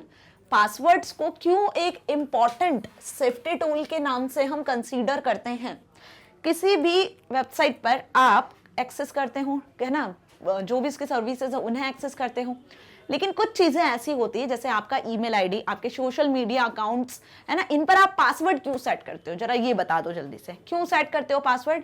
ताकि इंटरनेट पर जो भी चीजें हैं, जितने भी यूजर्स हैं, कोई भी अदर वेबसाइट है, रिसोर्सेज हैं, वो आपके ईमेल अकाउंट को या आपके सोशल मीडिया अकाउंट को एक्सेस ना करें। क्यों? क्योंकि उसमें आपकी पर्सनल इंफॉर्मेशन होती है, आपकी जो भी प्राइवेट इंफॉर्मेशन है वो सब होती है, आपका नाम, date of birth, address, contact number and everything, ये सब होता है। तो क्या आप चाहते हो कि इंटरनेट, क्योंकि इंटरनेट एक पब्लिक है, ठीक है, पब्लिक जो फैसिलिटी आपको प्रोवाइड कर रहा है, सभी लोग वहां पे कनेक्टेड रहते हैं, तो कुछ अच्छे भी होते हैं, कुछ बुरे भी होते हैं, किसी का इंटेंशन सही भी होता है, किसी का इंटेंशन रॉन्ग भी होता है। तो इससे बचने के लिए हम क्या करते हैं, पासवर्ड का यूज कर लेते हैं। तो पासवर्ड सिक्योर क्यों है? पासवर्ड एक सेफ्टी टूल की तरह आप यूज कर रहे हो। आप अपने ईमेल अकाउंट को, आप अपने सोशल मीडिया अकाउंट को सेफ रखने के लिए आपने पासवर्ड सेट कर दिया। तो अब ये आप क्यों सेट कर रहे हो, वो इस क्वेश्चन में पूछा है। तो होप आपको इसका आंसर अब मिल गया होगा, है ना, कि इंटरनेट क्या है। इंटरनेट पे पब्लिकली हर चीज अवेलेबल है, हर कोई यूजर किसी के भी डेटा को इजीली एक्सेस कर सकता है। तो इससे बचाने के लिए अनऑथराइज्ड यूजर जिन्हें परमिशन नहीं है, वो यदि आपकी email account, social media account को एक्सेस करें, तो उससे बचाने के लिए आप पासवर्ड सेट कर देते हो। So password are considered as an important safety tool because they provide the first line of defence against unauthorised access to your computer and personal information. आई बात समझ में? सबसे मेन लाइन यही लिखी हुई है, पहला ही पॉइंट यदि देखें तो यही लिखा है कि password provide the first line of defence against unauthorised access to your computer and personal information. ठीक है, कोई डाउट नहीं है? अच्छे से समझ में आ गई लाइन, जो मैंने अभी बताई वही लाइन लिखी हुई है। The stronger your password, the more protected your computer will be from hackers and malicious software. जितना स्ट्रॉन्गर पासवर्ड आप सेट करोगे, जितना स्ट्रॉन्गर पासवर्ड आप सेट करोगे, उतना ज्यादा प्रोटेक्शन आपके कंप्यूटर को, इवन आपकी इंफॉर्मेशन को, जो इंटरनेट पे आप इंफॉर्मेशन अपलोड कर रहे हो ना, उसके लिए होगी। कोई भी अनऑथराइज्ड यूजर या कोई भी मैलिशियस सॉफ्टवेयर उसे एक्सेस नहीं कर पाएगा। Clear? Passwords are essential in cybersecurity as they determine to a large extent whether an attacker can break into a system or not. Having an effective password policy to safeguard your network is key. आई बात समझ में? तो stronger password रखने के लिए आपको क्या करना है? स्ट्रॉन्गर पासवर्ड रखने के लिए आपको सबसे पहली चीज कि आपका पासवर्ड लॉन्ग होना चाहिए, है ना, इजीली गेस ना हो, वो होना चाहिए। दूसरी चीज यहाँ पर पासवर्ड आपका स्ट्रॉन्ग होना चाहिए, यूनिक होना चाहिए, रिपीट ना हो। आप उसमें किसी भी तरीके से अपना नाम, अपने पापा मम्मी का नाम, अपना कॉन्टैक्ट नंबर, अपना डेट ऑफ बर्थ, अपने फेवरेट सिंगर या ऑथर या एक्टर का नाम, ऐसा कुछ भी सेट नहीं करना चाहिए। या फिर कॉन्टिन्यूअसली जो रेगुलर वर्ड्स या नंबर्स चलते हैं उन्हें भी आपको ऐड नहीं करना चाहिए, लाइक 1 2 3 4 5 एडमिन या 5 4 3 2 1 यूजर। ऐसा कोई पासवर्ड आपको सेट नहीं करना चाहिए जो कॉमन हो, जो इजीली गैस हो सके। पासवर्ड ऐसा होना चाहिए जो आप इजीली याद रख सको, बट कोई इजीली उसे गैस ना कर सके, जिससे आपकी प्रोटेक्शन बढ़ती है, इंटरनेट पे आपका इंफॉर्मेशन सेफ रहता है, साथ ही आपका कंप्यूटर भी सेफ रहता है। ओके, सो ये अच्छे से समझ में आ गया, ताकि कोई अनऑथराइज्ड यूजर या अटैकर आपकी इंफॉर्मेशन को, आपकी प्राइवेसी को ब्रेक ना कर सके। Now 13th question, what should you keep in mind while choosing an effective password? देखो, जब आप एक इफेक्टिव पासवर्ड सेट कर रहे होते हो तो आपके माइंड में क्या आना चाहिए, मतलब आप कैसे एक इफेक्टिव पासवर्ड सेट कर सकते हो। आई बात समझ में? आपको यदि कोई इफेक्टिव पासवर्ड सेट करना है तो आप क्या सोचकर इफेक्टिव पासवर्ड सेट करोगे, कैसा इफेक्टिव पासवर्ड होता है एक्चुअली, ये कुछ क्वेश्चन इसमें पूछा हुआ है। ठीक है, तो इफेक्टिव पासवर्ड सेट करने के लिए आपका पासवर्ड क्या होना चाहिए? पहले तो लॉन्ग होना चाहिए, 2-4 कैरेक्टर या लेटर का पासवर्ड आपको नहीं रखना है। दूसरी चीज, लॉन्ग होने के साथ साथ आपका जो पासवर्ड है वो स्ट्रांग होना चाहिए। और तीसरी चीज, पासवर्ड यूनिक होना चाहिए। यदि ये चीज आपके माइंड में है जब आप कोई पासवर्ड क्रिएट कर रहे हो, और ये 3 पॉइंट्स यदि आपके माइंड में है, तब आप एक इफेक्टिव पासवर्ड को सेट कर सकते हो। तो ये 3 पॉइंट आपके माइंड में होना चाहिए जब आप कोई पासवर्ड सेट कर रहे होते हो। ठीक है, अब लॉन्ग कैसे, मतलब यहां पर आपका जो पासवर्ड है वो 8 to 15 कैरेक्टर्स तक होना चाहिए। ठीक है, इससे ज्यादा भी एक्सीड कर सकते हैं। और स्ट्रॉन्ग कैसे, तो इसमें आप क्या कर सकते हो, इसमें आप अपर केस लेटर्स को, लोअर केस लेटर्स को, नंबर्स को, ठीक है, और साथ ही कुछ सिंबल्स को ऐड कर सकते हो। तो क्या होगा, आपका पासवर्ड स्ट्रॉन्ग होगा। यूनिक कैसा होगा कि आप कोई ऐसे वर्ड्स को यूज ना करो, नो रेगुलर वर्ड्स, कोई भी ऐसे रेगुलर वर्ड्स को या रेगुलर नंबर को आपको यूज नहीं करना है। तो पासवर्ड आपका क्या जनरेट हो जाएगा, यूनिक जनरेट हो जाएगा। मींस सपोज मैंने एक पासवर्ड यहां पे क्रिएट किया, MY, ये कैपिटल लेटर है, ये स्मॉल लेटर है, MY@, मैंने अब यहां कुछ नंबर लिखा, सपोज 27, ठीक है, और स्मॉल लेटर में मैंने लिखा PASS, ठीक है, और इसके बाद मैंने एक डॉलर का साइन लगा दिया। अब यहां पे देखो ये पासवर्ड लेंथी भी है और इसे मैं इजिली याद भी रख सकती हूँ। ठीक है, मतलब आप जिस भी पासवर्ड को इजिली याद रख सको, है ना, वो पासवर्ड आप सेट कर सकते हो, बट इजिली याद रख सको, ऐसा नहीं कि इजिली गैस हो सके। ठीक है, तो ऐसा कुछ पासवर्ड आप सेट कर सकते हो। आ गई बात समझ में? कोई डाउट नहीं है, यहां तक क्लियर है सब चीजें? तो ये 3 चीजें आपको अपने माइंड में रखना चाहिए। सो while choosing an effective password you should keep in mind that it should be unique and complex. कैसा होना चाहिए आपका पासवर्ड? यूनिक और कॉम्प्लेक्स होना चाहिए। It should be at least 12 characters long, मतलब वही मैंने बताया 8 से 15 कैरेक्टर्स लॉन्ग आपका पासवर्ड होना चाहिए। And include a mix of upper case, lower case letters, numbers and symbols. इन सभी का कॉम्बिनेशन आपके पासवर्ड में होना चाहिए। अपर केस लेटर मतलब A to Z capital letters, small case letters मतलब small A to Z letters, numbers 0 to 9 कोई भी नंबर का आप यूज कर सकते हो। और स्पेशल सिंबल्स की जब बात आती है तो @ dollar, hash, star, percentage, single colon, double colon, कुछ किसी भी सिंबल का आप यहाँ पे यूज कर सकते हो। इन सब से मिलकर आपका पासवर्ड जनरेट होना चाहिए, जो कि आपका पासवर्ड 8 से 15 कैरेक्टर्स लॉन्ग होना ही चाहिए। अवॉइड यूजिंग पर्सनल इंफॉर्मेशन, अपने पासवर्ड में हमेशा पर्सनल इंफॉर्मेशन को ऐड ना करें, जैसे आपका नाम, आपकी डेट ऑफ बर्थ एक्सेट्रा। ठीक है, it is also important to use different password for different account. देखो ये भी बहुत इंपॉर्टेंट सी लाइन है जो मैं यहाँ बता रही हूँ कि हो सकता है आपने फेसबुक, इंस्टाग्राम, ट्विटर, लिंक्डइन, आपका खुद का ईमेल आईडी और इसके अलावा नेट बैंकिंग करते हो तो वहां भी कुछ आपने अपने अकाउंट्स क्रिएट किए हुए हैं, तो आपने हो सकता है कि इतने सारे अकाउंट्स आपके क्रिएटेड हो, ठीक है, ऑनलाइन। अब यहाँ पे सभी जगह पर एक ही पासवर्ड आपने सेट कर दिया है, सभी जगह पर एक सिमिलर पासवर्ड सेट कर दिया है। अब गलती से, भगवान ना करे, पर गलती से कभी आपका आईडी हैक हो गया और यदि हैकर को आपका पासवर्ड पता चल गया तो वो तुरंत सारी जगह पर आपके उस पासवर्ड को ट्राई करेगा। तो क्या होगा इससे? तो इससे आपके सारे आईडीज ब्लॉक हो सकते हैं, हैक हो सकते हैं।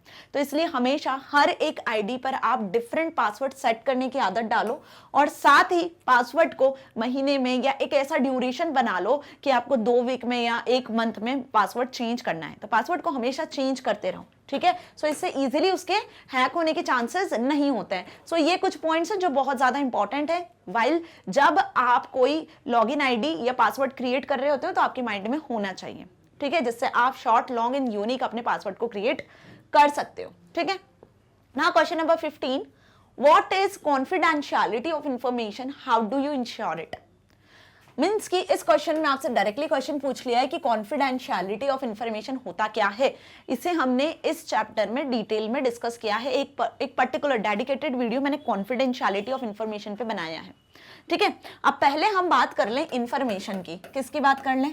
इंफॉर्मेशन की, ठीक है। तो इंफॉर्मेशन का मतलब इंटरनेट पर, इंटरनेट का हम सभी यूज करते हैं, ठीक है, इंटरनेट पर आपको बहुत सी इंफॉर्मेशन मिलती है नहीं मिलती है? इंटरनेट पर आपको बहुत सारी इंफॉर्मेशन मिलती है, फिर चाहे वो इंफॉर्मेशन आपने अपलोड की हो या वो इंफॉर्मेशन आपने इंटरनेट से किसी वेबसाइट से डाउनलोड की हो, है ना। तो इंटरनेट को एक्सेस ही हम किस लिए करते हैं? वेबसाइट्स को सर्च करने के लिए। आपको ऑनलाइन शॉपिंग करना है, ऑनलाइन गेम खेलना है, म्यूजिक सुनना है, आपको कोई गवर्नमेंट रिलेटेड काम करना है ना, आपको व्हाटएवर जो भी वर्क करना है तो आप इंटरनेट का यूज कर लेते हो। नेट पे कुछ सर्चिंग करना है उसके लिए भी, तो इंटरनेट पर आप इंफॉर्मेशन को एक्सेस कर रहे हो और बदले में अपनी भी कुछ इंफॉर्मेशन को आप क्या करते हो? अपलोड करते हो। अब जब आप इंटरनेट से कुछ इंफॉर्मेशन एक्सेस कर रहे होते हो, है ना, तो यहां पर हम उसे डाउनलोडिंग भी कह देते हैं। कोई फाइल आपने अपने कंप्यूटर सिस्टम में डाउनलोड कर दी। लेकिन वहीं जब आप अपनी कोई इंफॉर्मेशन सेव कर रहे होते हो, मींस कि आपने फेसबुक पर, इंस्टाग्राम पर, है ना, ट्विटर पर, ऐसे कुछ एप्लीकेशन सॉफ्टवेयर्स हैं, ईमेल पर क्या किया? अपनी इंफॉर्मेशन को, अपने अकाउंट्स को क्रिएट कर लिया। करते हो नहीं करते हो, है ना, आपने इन सभी जगहों पर अपने अकाउंट्स क्रिएट कर लिए। अब उसमें आपने क्या लिखा? अब उसमें आपने लॉगिन करने के लिए फेसबुक पे भी बढ़िया सा एक लॉगिन साइन अप वाला पेज आता है ना, साइन अप वाला इस तरीके का एक फॉर्म ओपन होता है जिसमें आपको अपना नेम एंटर करना रहता है, डेट ऑफ बर्थ एंटर करना होता है, ज्यादा से ज्यादा आप एड्रेस को भी एंटर कर सकते हो। उसी के साथ में क्या आता है? आपका कॉन्टैक्ट नंबर से रिलेटेड भी फॉर्म ये आता है जब आप क्या कर रहे होते हो? साइन अप करते हो। तो साइन अप की जो प्रोसेस है वो ऑलमोस्ट सभी में सिमिलर ही होती है, चाहे जितने भी सोशल मीडिया अकाउंट का आप यूज कर लो, है ना, होती है सिमिलर। तो यहां आप क्या फिल कर रहे हो? यहां आप अपनी इंफॉर्मेशन को फिल कर रहे हो। अब जल्दी से बता दो, ये जो इंफॉर्मेशन आपने फिल करी है, क्या ये इंफॉर्मेशन आप चाहते हो कि पब्लिकली अवेलेबल हो, हर कोई इजीली आपकी इंफॉर्मेशन को एक्सेस कर ले? चाहते हो ऐसा कि हर कोई आपकी पर्सनल इंफॉर्मेशन जितनी भी है उन सभी को एक्सेस कर ले? या फिर चलो ये नहीं तो इसके बाद हम बात करते हैं, आप कुछ ऑनलाइन शॉपिंग करते हो। तो जब आप ऑनलाइन शॉपिंग करते हो तो उसमें एक मोड आता है पेमेंट मोड। आप पेमेंट भी करते हो, ठीक है। आप पेमेंट कैसे भी कर रहे हो, आप कैश ऑन डिलीवरी पे करते हो या फिर एट अ टाइम आप पेमेंट कर देते हो, परचेस टाइम पर ही। तो यहाँ पे जब आप पेमेंट करते हो तो ये पेमेंट करते समय आप हो सकता है नेट बैंकिंग का यूज करते हो, या फिर आप हो सकता है पेटीएम का यूज करो, या फिर हो सकता है आप गूगल पे का यूज करो, है ना।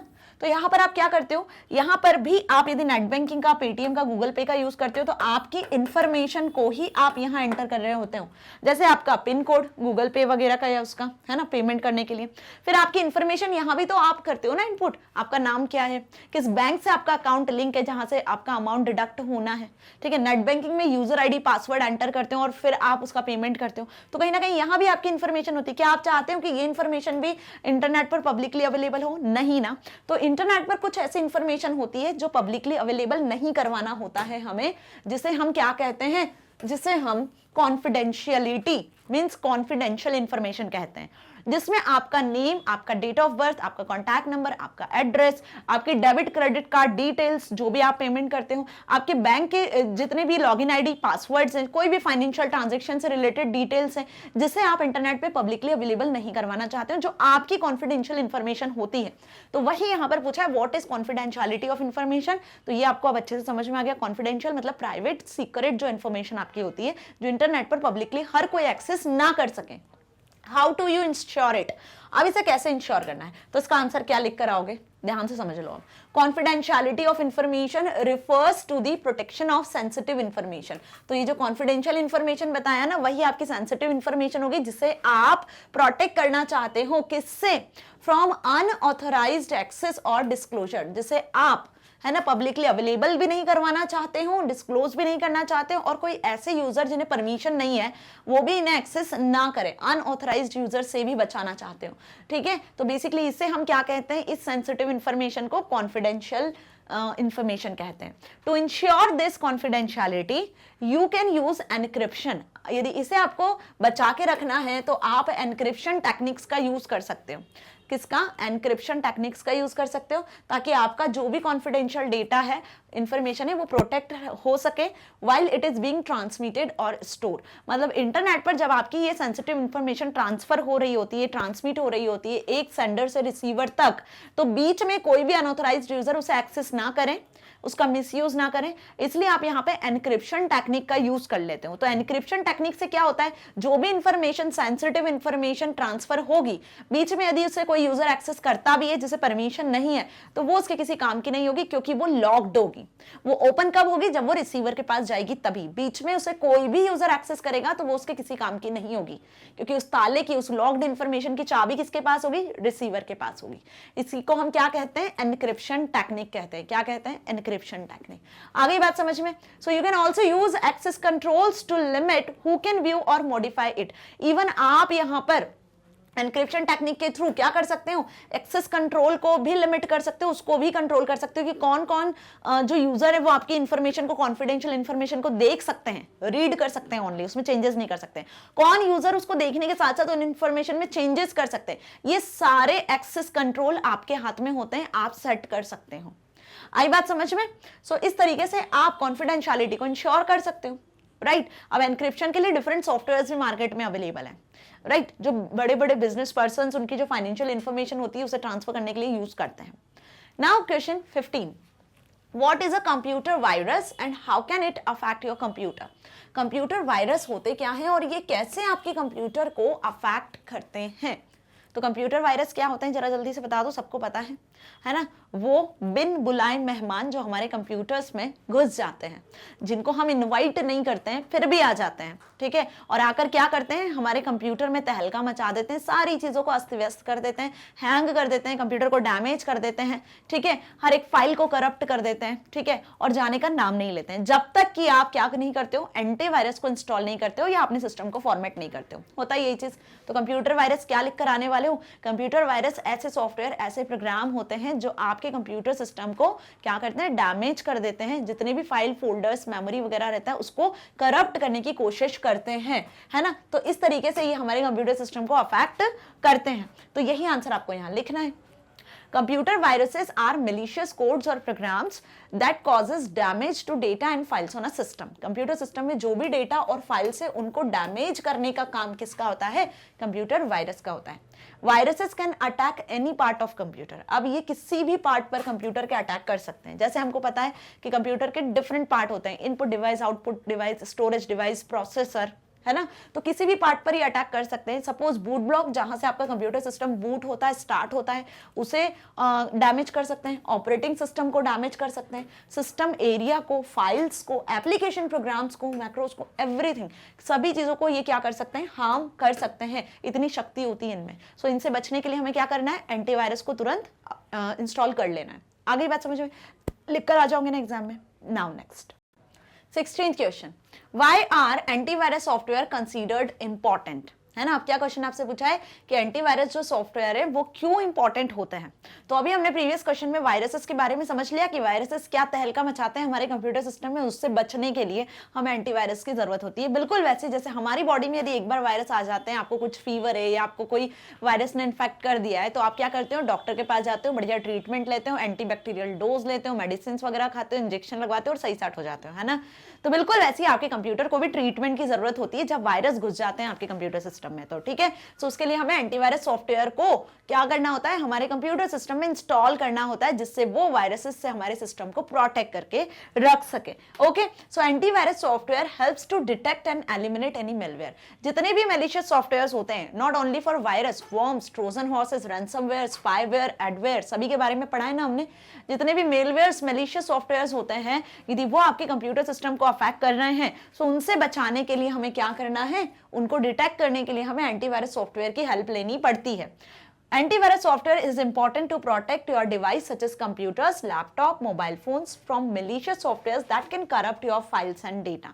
एंटीवायरस सॉफ्टवेयर इसलिए इंपॉर्टेंट होते हैं क्योंकि वो आपके कंप्यूटर को, लैपटॉप को, इवन आपके जो स्मार्ट डिवाइसेस, मोबाइल फोन्स वगैरह हैं, इनको वायरसेस से बचाने के लिए, ताकि वायरसेस आपके कंप्यूटर्स में, लैपटॉप, मोबाइल फोन में किसी भी फाइल या डेटा को करप्ट ना करे। ओके, तो यही लिख कर आना है, क्यों इंपॉर्टेंट है, डेफिनेशन ही लिख कर आना है आपको। लिखा होगा ना, इवन आप यहाँ पे एंटीवायरसेस के नाम भी लिख कर आ सकते हो जो पॉपुलर एंटीवायरस सॉफ्टवेयर्स हैं, like McAfee, Quick Heal, Avira, Norton antivirus, है ना। नाउ 17th क्वेश्चन क्या पूछा है, what type damages can be caused by viruses to your computer. अब वायरसेस कैसे आपके कंप्यूटर सिस्टम को ना डैमेज करते हैं, क्या टाइप हो सकता है डैमेज करने का, है ना। तो यहाँ पे टाइप आपको बताना है, क्लियर। तो हो सकता है आपके कंप्यूटर सिस्टम में कभी वायरस आए हो या नहीं भी आए हो, या सुना हो आपने। तो क्या क्या आपको ऐसा दिखता है कि कंप्यूटर में वायरस आ गए। तो पहली बात तो आपका सिस्टम स्टार्ट होना बंद कर देता है, शुरू ही नहीं होता है, ठीक है। एक रीजन हो सकता है इसका भी कि वायरस अफेक्टेड हो इसलिए स्टार्ट नहीं हो रहा है ना। और भी बहुत सारे रीजंस हो सकते हैं, बट एक रीजन हम ये भी मान लेते हैं कि कभी आपके कंप्यूटर सिस्टम में वायरस होते हैं तो हो सकता है कि बूट सेक्टर पर वायरस ने अफेक्ट किया हो, तो बूटिंग प्रोसेस ही नहीं हो रही है, सिस्टम स्टार्ट ही नहीं हो रहा है। दूसरा रीजन क्या हो सकता है, आपके कंप्यूटर सिस्टम में अपने आप कोई भी फाइल क्रिएट होने लगती है, या इंपॉर्टेंट सी फाइल डिलीट होने लगती है, ठीक है। या कोई फाइल को जब आप ओपन करते हो तो जो आपने लिखा है वो नहीं दिख रहा है, पता नहीं क्या ही तो भी दिखता है, किसी लैंग्वेज में और दिखता है जो आपको समझ भी नहीं आती है। मीन्स कि आपका जो डेटा था फाइल में वो करप्ट हो चुका है। तो ये कुछ साइंस है जब वायरसेस आपके कंप्यूटर सिस्टम में आ जाते हैं, आपका कंप्यूटर सिस्टम बहुत अलग ही तरीके से बिहेव करने लगता है, ठीक है। स्पीड स्लो हो जाती है, बिल्कुल ऐसे कुछ साइंस होते हैं जो आपके कंप्यूटर सिस्टम में जब वायरस अफेक्ट करते हैं तो दिखते हैं। सो यहाँ पे वही लिखा हुआ है, देखो, damage caused by viruses. Viruses से जो डैमेज हमारे कंप्यूटर सिस्टम में वो होता है क्या, ऑटोमेटिकली फाइल्स या तो करप्ट हो जाती है, डैमेज हो जाती है, या डिलीट हो जाती है। स्लो डाउन योर कंप्यूटर, आपका कंप्यूटर सिस्टम स्लोली वर्क करता है, बहुत बहुत ज्यादा slowly. Can fill all the disk space और मेमोरी। और मैंने जो अभी एक बात बताई आपको कि ऑटोमेटिकली फाइल्स अपने आप क्रिएट होने लगती हैं, एक ही सेम फाइल की कॉपी अपने आप क्रिएट होने लगती है। मीन्स व्हाट, कि वो एक फाइल जो है जो बार बार अपनी कॉपीज को क्रिएट कर रहा है, वो होल मेमोरी को, जितनी भी आपकी हार्ड डिस्क है, जितना भी स्पेस है, उस सबको कंज्यूम कर लिया है, जबकि आपने तो इतना ज्यादा डेटा भी क्रिएट नहीं किया है। मीन्स ये किसका साइन होता है कि वायरस आपके कंप्यूटर सिस्टम में आ चुका है और मेमोरी को डैमेज कर दिया या मेमोरी को फिल कर लिया, पूरा स्पेस कंज्यूम कर लिया है। Can spy on your activity, है ना, जो भी काम आप कर रहे होते हैं, वो स्पाईवेयर्स जो होते हैं, मेलिशियस सॉफ्टवेयर्स, वो आपकी एक्टिविटी पे नजर रखते हैं, ठीक है। कैन ऑल्टर पीसी सेटिंग्स, आपकी पीसी की सेटिंग्स ऑटोमेटिकली बदल जाती है ना। आइकन्स बहुत ज्यादा इनलार्ज हो जाते हैं, या कुछ आइकन्स आपको विजिबल ही नहीं होते हैं, ऑटोमेटिकली बैकग्राउंड बदलने लगता है, बैकग्राउंड में कुछ लाइंस दिखने लगती हैं। ऐसी कुछ सेटिंग्स ऑटोमेटिकली होती हैं जब वायरसेस आपके सिस्टम में अफेक्ट करते हैं। आई बात समझ में। सो ये कुछ पॉइंट्स हैं जो आपने देखे भी होंगे, ओके। यदि आपके सिस्टम पे कभी वायरस अटैक हुआ होगा तो वेल बहुत अच्छी बात है, अगर नहीं भी हुआ हो, क्यों, क्योंकि एंटीवायरस हमेशा अपने सिस्टम पे रखना है, ओके, ताकि हमारा सिस्टम हमेशा प्रोटेक्ट रह सके। Now question number 18, what are malware, What type of damages can they cause to your computer? अभी ये जो हमने देखे वायरसेस के अफेक्ट देखे, अब हम बात कर रहे हैं मिलवेयर्स की। तो मिलवेयर्स क्या होते हैं, मिलवेयर्स वो सभी मेलिशियस सॉफ्टवेयर होते हैं या मेलिशियस प्रोग्राम होते हैं जो हमारे कंप्यूटर सिस्टम में मेल फंक्शंस परफॉर्म करते हैं। मतलब वो सारे फंक्शंस जो कि नॉर्मल नहीं होते हैं, ठीक है, जो कि नॉर्मल नहीं होते हैं। जैसे वायरसेस किस कैटेगरी में आते हैं, मेलिशियस सॉफ्टवेयर में ही तो आते हैं, जिनकी हम बात कर रहे हैं वो मेलिशियस सॉफ्टवेयर ही कहलाते हैं, ठीक है। आई बात समझ में। इसी के साथ और कौन से हमने पढ़े थे, वॉर्म्स के बारे में पढ़ा था, है ना, ट्रोजन हॉर्सेस के बारे में पढ़ा था, ठीक है। और कौन से डिस्कस किए थे, malicious software, ransomware, spyware, okay, adware, spyware, adware, ये कुछ मेलिशियस सॉफ्टवेयर्स हम डिस्कस कर चुके हैं।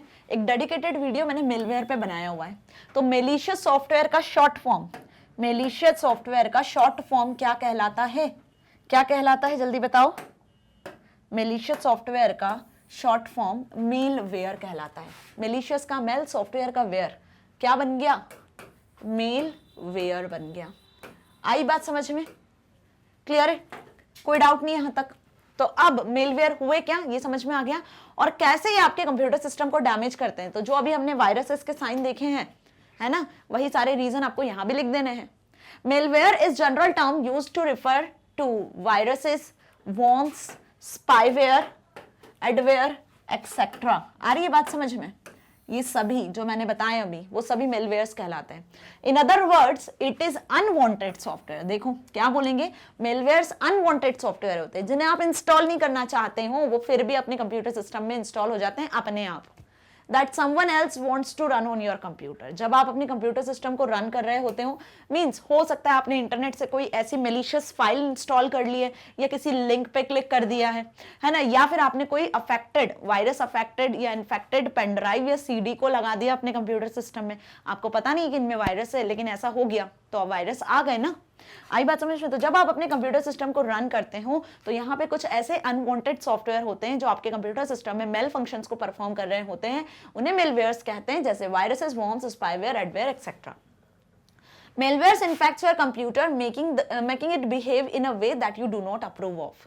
ये उस तरीके से बिहेव करते हैं आपके कंप्यूटर सिस्टम में जैसा आप नहीं चाहते हो, ठीक है, मतलब बहुत ही बेकार वे में आपका कंप्यूटर सिस्टम काम करने लगता है। मींस जो अभी हमने वायरसेस के एग्जांपल्स देखे, आपका कंप्यूटर बहुत स्लो होने लग जाता है, डिस्क स्पेस अपने आप फिल हो जाती है, अपने आप फाइल्स डैमेज होने लगती हैं, डिलीट होने लगती हैं, ठीक है, और आपकी पीसी की सेटिंग ऑटोमेटिकली चेंज हो जाती है। कोई फाइल जो अपने आप कॉपी होती रहती है, आप नहीं कर रहे हो फिर भी वो हर एक फोल्डर में आपको वो फाइल दिख रही है। क्लियर? सो ये कुछ मेलवेयर्स के साइन होते हैं, इस तरीके से वो आपके कंप्यूटर सिस्टम को अफेक्ट करता है। So damage caused by malwares are, देखो वही सारे पॉइंट्स लिखे हैं, डैमेज और delete files, slow down your computer, invade your email program, आपका ईमेल प्रोग्राम भी, उस पर भी आक्रमण हो जाता है, alter PC settings, slow down your PC, adware tracks information, जो एडवेयर्स होते हैं, जो एडवर्टीजमेंट्स आते हैं। अब यहाँ पे एडवेयर्स क्या होते हैं?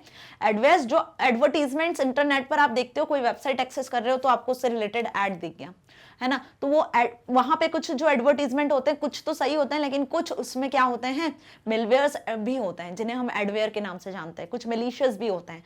गलती से यदि उस एड पे आपने क्लिक कर दिया तो मेलवेयर्स आपके कंप्यूटर सिस्टम में एंटर कर जाएंगे। Displace arrays of annoying advertisement, right, तो ये कुछ क्या है, रीजंस हैं जो आप अपने कंप्यूटर सिस्टम में देखते हो मेलवेयर्स के।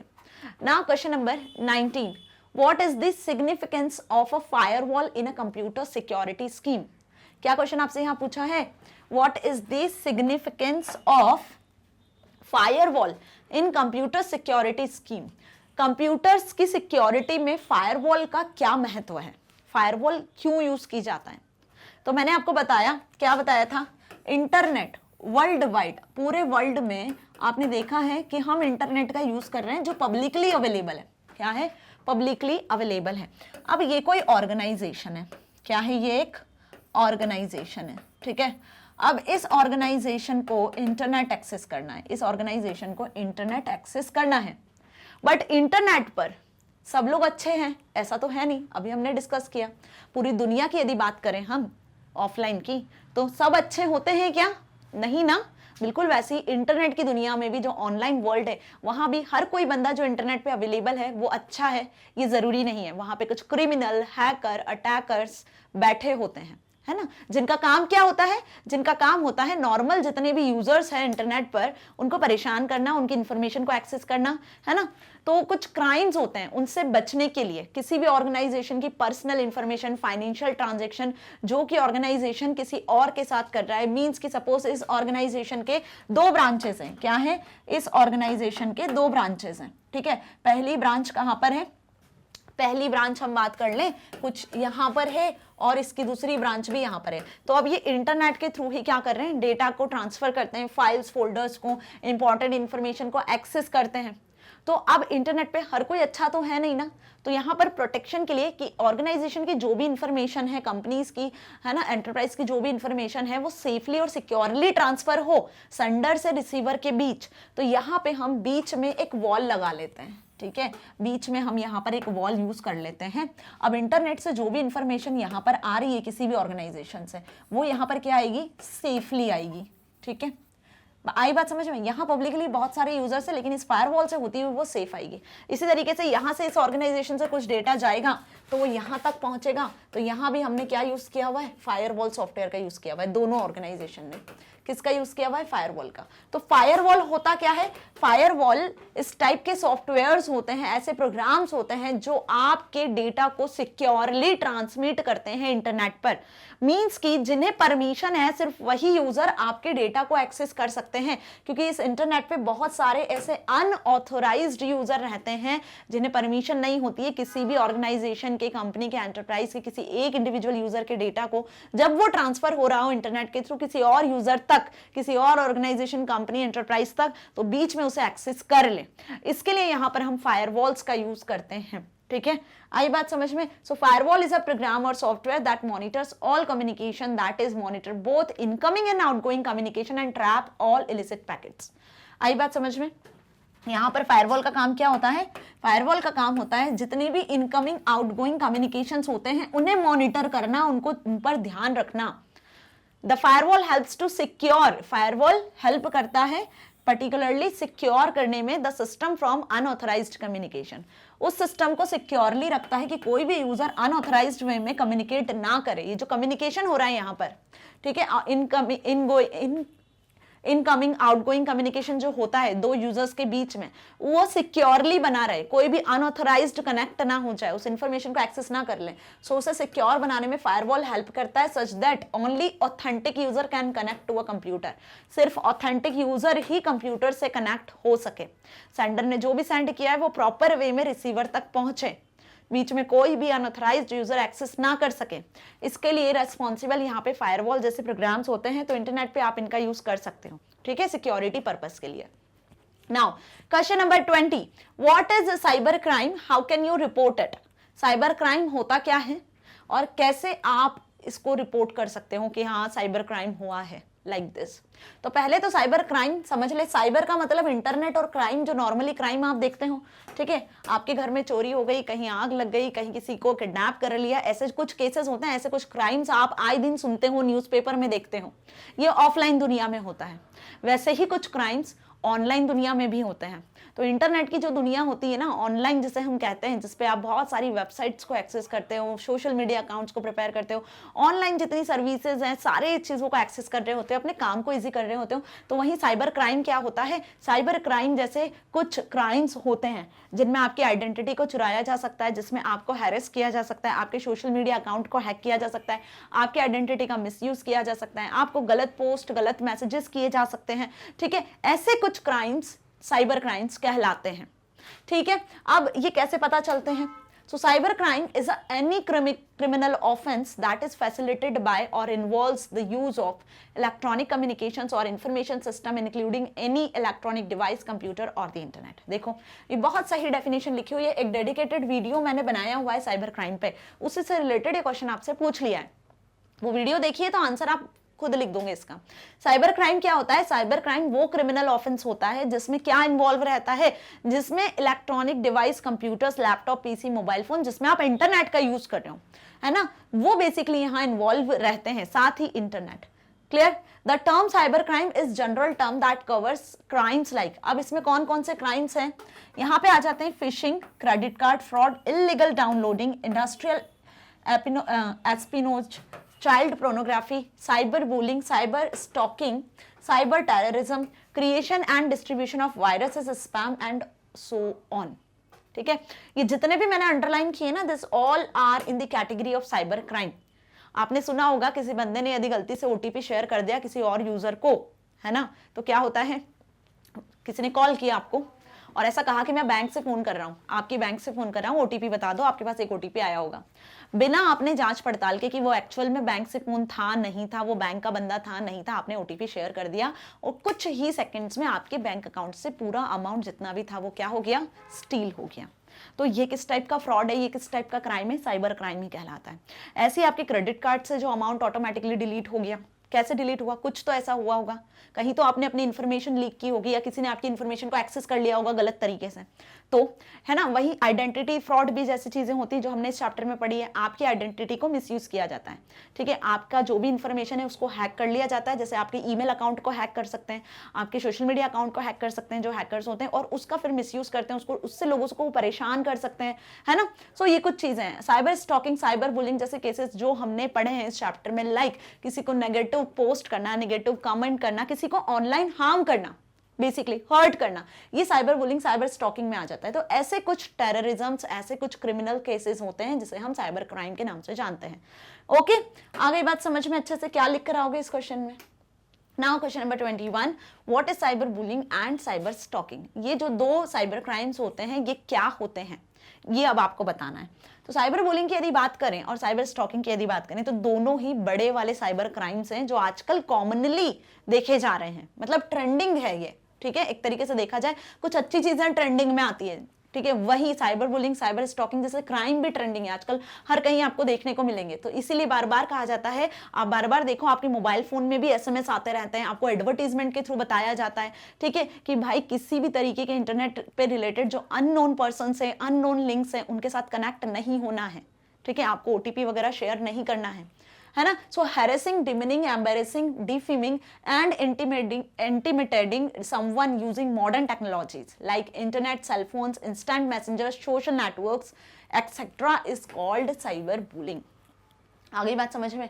जो हैरेसिंग जैसे केसेस होते हैं जिससे सामने वाले को आप हर्ट कर रहे हो, नेगेटिव कमेंट कर रहे हो, नेगेटिव पोस्ट डाल रहे हो, ठीक है, डिसलाइक कर रहे हो, आप उसको बोलकर उसके इंटीमेशंस को, जो उसके इंटेंशंस है उनको हर्ट कर रहे हो, ये सारी चीजें किस में आ जाती हैं, साइबर बुलिंग में आ जाती हैं। और ये कैसे कर रहे हो आप, इलेक्ट्रॉनिक डिवाइसेस का, इंटरनेट टेक्नोलॉजी का यूज करके, सामने वाले बंदे का सोशल मीडिया अकाउंट का यूज कर रहे हो, इंस्टेंट मैसेजिंग का यूज कर रहे हो, फोन्स का यूज कर रहे हो, इंटरनेट टेक्नोलॉजी का यूज कर रहे हो, इस तरीके के काम को करने के लिए, that is called cyber bullying.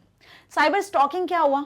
Cyber stalking is a kind of online harassment wherein the victim is subjected to a barrage of online messages and emails। यहाँ पे अब आप किसी बंदे को रॉन्ग ऑनलाइन मैसेजेस करते हो, गलत गलत ईमेल भेजते रहते हो, है ना, कोई अननोन बंदा जब इस तरीके के कोई काम करता है तो हम क्या बोलेंगे वहां पर कि कोई आपको परेशान कर रहा है, आपका पीछा कर रहा है, आपको बार बार ईमेल, बार बार आपको क्या कर रहा है, ऑनलाइन मैसेजेस भेज रहा है। So this is called cyber stalking, ठीक है। आ गई बात समझ में अच्छे से। तो ये जो दो क्वेश्चंस है इस पर भी हमने साइबर क्राइम वाले वीडियो में डिटेल में पढ़ा है। तो इतने टाइप के टोटल साइबर क्राइम्स होते हैं। सो स्टूडेंट्स, यहाँ पे ये असाइनमेंट वाला पूरा पार्ट खत्म हुआ है जिसमें हमने बहुत सारे इंपॉर्टेंट से क्वेश्चंस को डिस्कस किया है और जिनके आपके एग्जाम में आने के 110% चांसेस हैं।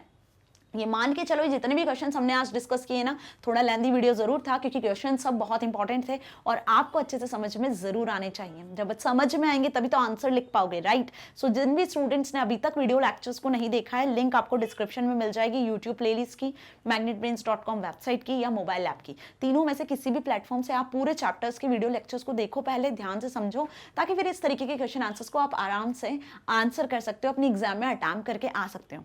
सो मैग्नेट ब्रेन्स आपको ना सिर्फ K-12 बल्कि CBSE Hindi English medium, spoken English, CUET, NTSC, olympiad, UP Bihar board और अब तो एमपी बोर्ड की प्रिपरेशन भी करवा रहा है 100% free of cost with high quality education. इसी के साथ यदि आप books, e books, notes, e notes को एक्सेस करना चाहते हो तो इसकी लिंक भी आपको डिस्क्रिप्शन में मिल जाएगी, जहां से आप इसे इजीली एक्सेस कर सकते हो। यदि आप हमारे सोशल मीडिया प्लेटफॉर्म को एक्सेस करना चाहते हो तो आप फॉलो कर सकते हो फेसबुक, इंस्टाग्राम, ट्विटर जैसे पेजेस को।